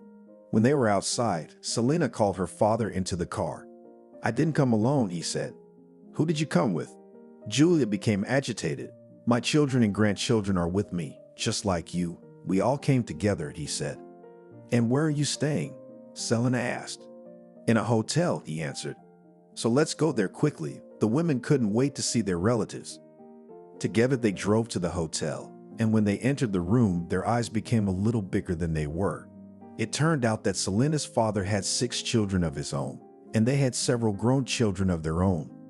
Wow, that's a lot of family, Julia said. That's not all. There are still relatives back home. Chan Feng's children and grandchildren did not speak Russian, so they had to communicate through their grandfather. But even so, the relatives understood each other. I insist that you come to us, Selena. She had lived with her mother, her husband, her daughter, and her mother-in-law, and no other relatives. And here, it turns out, she has a very large extended family. Children, do you mind? Grandpa turned to his family. Of course not, answered the oldest son, who could speak a little Russian. Together they booked tickets and drove to the town where Selena, Barry, and Julia lived. Natalie was invited to visit, as well as Selena's mother-in-law. All the extended family couldn't even fit in one apartment. And I want to tell you that you are just in time for our wedding, Julia told them. In a week's time, there was going to be a celebration, and everyone who was here was invited. The week passed very quickly, and now Anthony and Julia stood before the registrar, and she asked them if they agreed to become husband and wife to each other. The young ones said yes, and then they exchanged rings. Next, everyone got into their cars and the fun began. First, they went to take pictures, then they went to the restaurant. Not a single person left the wedding. Everyone congratulated the newlyweds. Julia looked at all the relatives and could not believe that now she has so many relatives. How are you feeling? The newlyweds came home. Very well, she told her husband. They had arrived home, and now they wanted to discuss how everything had gone. The relatives were housed partly at Selena's, partly at the hotel. You know, Anthony, I am the happiest woman on Selene, she looked at her husband. And I'm happy because you're happy, he hugged her. You can imagine I lived for 20 years without one relative. I had a mom, dad, grandmother, and even then one died. And now, look how many relatives I have. But they are not to embrace, rejoiced Julia. The newlyweds talked a little more and went to bed. Tomorrow, they began a real adult life. In the morning, they went to their mother's house, and other relatives came up there too. They sat at the table for a while and then went to see the relatives off. At the airport, They all agreed that they would meet exactly 1 year later, but during that year, they would return phone calls and emails. "I'm so happy to have you," Julia hugged everyone. "And we're so glad, granddaughter," said her grandfather. When the plane left, everyone got in the car and drove home. "I still can't believe that I have a father and so many brothers, nephews and grandnephews," Selena said. "What can you do? You have to believe," her daughter hugged her. "And it's all thanks to you, my sweetheart," her mom hugged her. Imagine how it happens in life. You have no one, and then one day in a whole family. Julia herself has not yet in her head that all these relatives appeared to her. "Why did you take that picture?" Mom was complaining about her daughter changing her grandmother's apartment. "You know how much I loved her. I just wanted to change everything so it would be different," she told her. "Yeah, if that hadn't happened, we wouldn't have found anyone." Selena shook her head. After that, everyone went home. Julia had to get a job. Anthony had already found a place too. They were all happy. Not 6 months later, Julia fell sick. "You're pregnant?" Her husband immediately looked at her. "Why did you immediately think I was pregnant?" "It was just dizziness." She was a little scared. "I really want you to be pregnant." Her husband looked at her. The next day, Julia went to the doctor. At first, she wanted to buy a test, but then she decided that the doctor would have a 100% result. "Who's last in line to get pregnant?" she asked in the hallway. One of the women answered her. She took the line, sat, and wondered how she would get into the office. And when she entered and sat down in front of the doctor, he looked at her through his glasses and asked her what she was complaining about. "I'm pregnant," she told him. "The delay at the test, how did you know that?" he asked her. "I just know, that's all." Julia felt like an idiot now. "Okay, come to the chair and let's see," said the gynecologist. The girl undressed, climbed on the chair. The doctor began the examination, while he frowned his eyebrows, moved his lips. And when all finished, he went to the table and began to write. "Doctor, what is it?" she asked him. "I'm afraid to be wrong, but I think you have a uterine myoma." He looked at her over his glasses. "I don't understand." The patient looked at him. "And what is not clear? I write you a referral to ultrasound. Only there you can determine whether your diagnosis is confirmed or not." He handed her a paper. "How likely are you to be right?" She was wondering. "I can't answer your question." He was taking notes. "Okay, thank you." The girl wanted to cry. She took the referral, went home. "What's wrong with you?" She went to her mother. "Look," she handed her a paper. "What's this?" Mom started reading it. "Here, I thought I was pregnant," Julia said. "What do you think?" She waited for her mom to tell her. "We have to go for an ultrasound," she told her. No, Julia didn't want to know there was something wrong. "Well, your problems, think. But sooner or later you'll have to go." Selena was sure of it. "Oh, I don't want to talk about it anymore." Julia didn't want to bring it up. "Why did you come to me then?" Selena didn't understand. "Just show." The daughter got up from the table and headed for the exit. "Think, it's your life and your health," her mother said in her back. Good, she didn't even turn around. The girl walked home. She didn't look around, only at her feet. When she got home, she was greeted by Anthony. "Well, what did the doctor tell you?" he asked her. "Nothing, not pregnant." She wouldn't tell him anything. "Okay, why are you so crazy?" He followed her. "Don't go, please," she asked him. "Okay, but can you tell me why you're so upset?" He was interrogating her. "Look in your purse," she told him. Now Anthony returned to the hallway. He took the report out of her purse, read it, went to the bedroom where Julia was. "What do you think?" She looked up at him. "If you don't want to be examined, don't go." Anthony put his arm around his wife. "Okay." She lay face down on the pillow and cried. "What if it's true?" He hugged her. "And if it wasn't?" She was impenetrable. "I think we should go for an ultrasound and then suffer." Anthony told her he didn't want to hurt his wife. He even felt sorry for her, but walking around in ignorance wasn't good either. "Anthony, understand, I will not go to the operation," she told him. "Who said anything about surgery?" He didn't understand. "You understand, if the ultrasound diagnosed that I have a myoma, then it will be necessary to go to surgery." She was sure of it. "Well, let's wait a little," he agreed with her. "And let's go to Korea, to my grandfather," she told him. "Are you sure about that?" He was just shocked at what she was suggesting. Of course, I'm sure, she looked at him. Not 2 weeks later, Anthony and Julia were sitting in the airport, waiting to board their flight. Did you at least give them a heads up? Anthony asked her. Of course, we wouldn't have gone without it. I even called my mom with me, but she didn't agree. Julia told him she was very sad. Well, promise me when we get there, you'll go to the ultrasound. It was very important to him. Okay, I will definitely go to the ultrasound, but only when I decide and tune in, she told him and kissed him on the cheek. They flew to the relatives. They were met. Everything was as good as it could be. Grandpa, who had recently found a granddaughter, a daughter, a son-in-law, and all the other relatives, was very happy about it. Naturally, no one told him about his granddaughter's illness, but he didn't need to know. Anthony and Julia stayed there for exactly a week, then they came back. He went straight to work, and she was hesitant and couldn't get in the mood to go for an ultrasound. It had been almost 3 months since that appointment when she got the referral, and Julia was in the mood. She made an appointment for an ultrasound. She arrived, got in line. Who's last in line? She asked. What are you in for? She was asked by visitors who were already here. On pregnancy, she said, and let that she lied, but so that no one knew and did not pity her. Then you'll follow me, said one of the women. It turned out that that woman was second in line, and when she passed, Julia let 2 people go ahead of her. She was afraid to hear the diagnosis, but when there was no one left in the hallway and the girl lab technician came out and invited her into the office, there was nothing left to do but go in.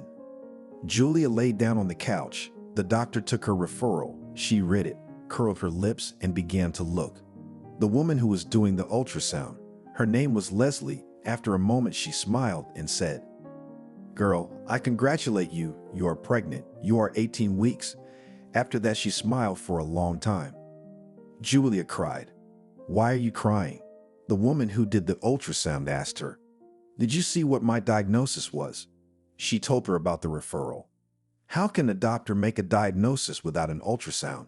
Leslie didn't understand. That diagnosis was in doubt, and I'm telling you you're pregnant. She looked at her and smiled. Julia's mood immediately lifted. What am I supposed to do now? She was being silly. Go and get registered, Leslie told her. Okay, I hear you. Julia got up off the couch. I wish you happiness. The doctor looked at her. Thank you. The girl was grateful to her. She drove home, and inside everything was blooming and smelling. Julia couldn't wait to tell her husband and mom that they would soon become a grandmother and father. Hello, my love. She entered the apartment. Honey? He looked at her questioningly. Yes, she nodded her head. Yes, what? Anthony didn't understand. You're going to be a daddy soon. She walked up to him and kissed him. Love, I'm happy. He jumped up, hugged her, and kissed her. We have to tell Mom. She was crying.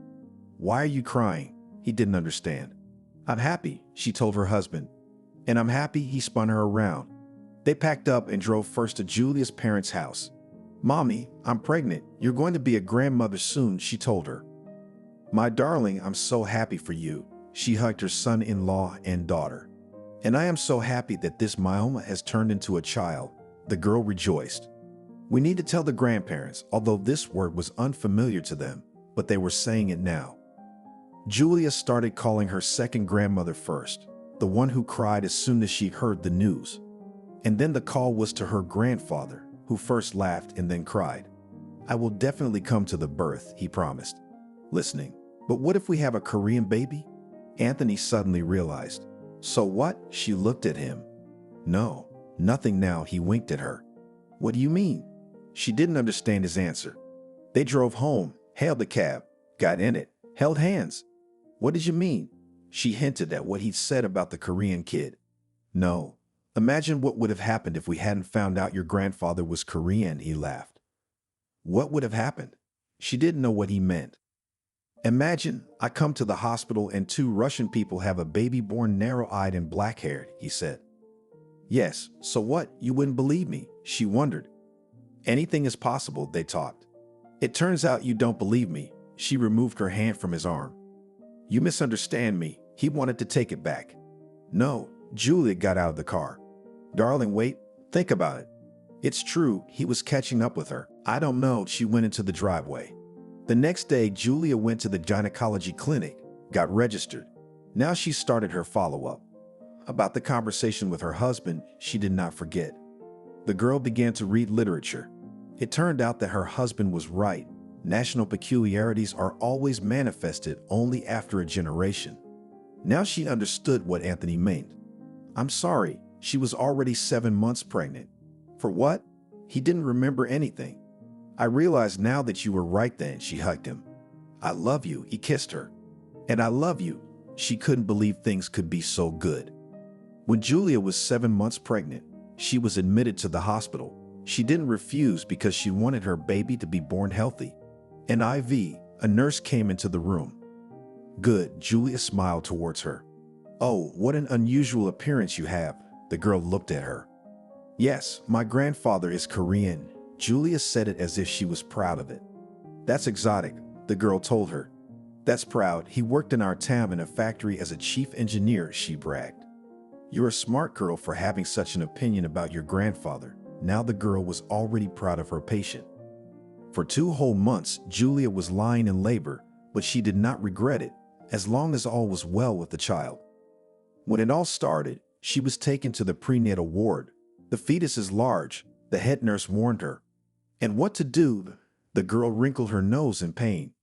Now the doctor will come and tell you everything, she said. For now, they only supported the flow of labor. Breathe, breathe. The doctor shouted at her. I can't, she cried, it hurts. Everything will be fine, he tried, but nothing worked. To be on the safe side, the gynecologist told Julia to go to surgery. There she was given anesthesia and the surgery began. I don't feel well, she screamed. Be patient, sister, the surgeon and the gynecologist appealed to her. When the baby was taken out of the mother's body, the doctor looked at it for a long time. He saw her husband come to her. He was definitely not a Kazakh, not a gypsy or anything else. He was definitely Russian. Julia, are you sure you won't have any problems with your husband? He showed her the child. My favorite, Maximka, she said, and turned her head to the right. So you didn't answer my question. He waited. What could be the problem? She didn't understand. Your child clearly doesn't look Russian, he said bluntly. Because my grandfather is Korean, she smiled, though she felt bad. Now everything is clear, he handed the child to the pediatrician. After that, she was moved to a room, and then the baby was moved there. A couple hours later, Anthony came in. Where's my son? He was standing under the window. Now Julia got up. And my grandson? The girl heard him. Wait, she was in pain, but she was ready to show this child to everyone. Grandpa said he would come when you were released from the hospital, said a happy Selena. I love you all, she put her hand to the window. 3 days later, Julia and the baby were discharged. When they left the hospital, they were greeted by Grandpa Victor with flowers.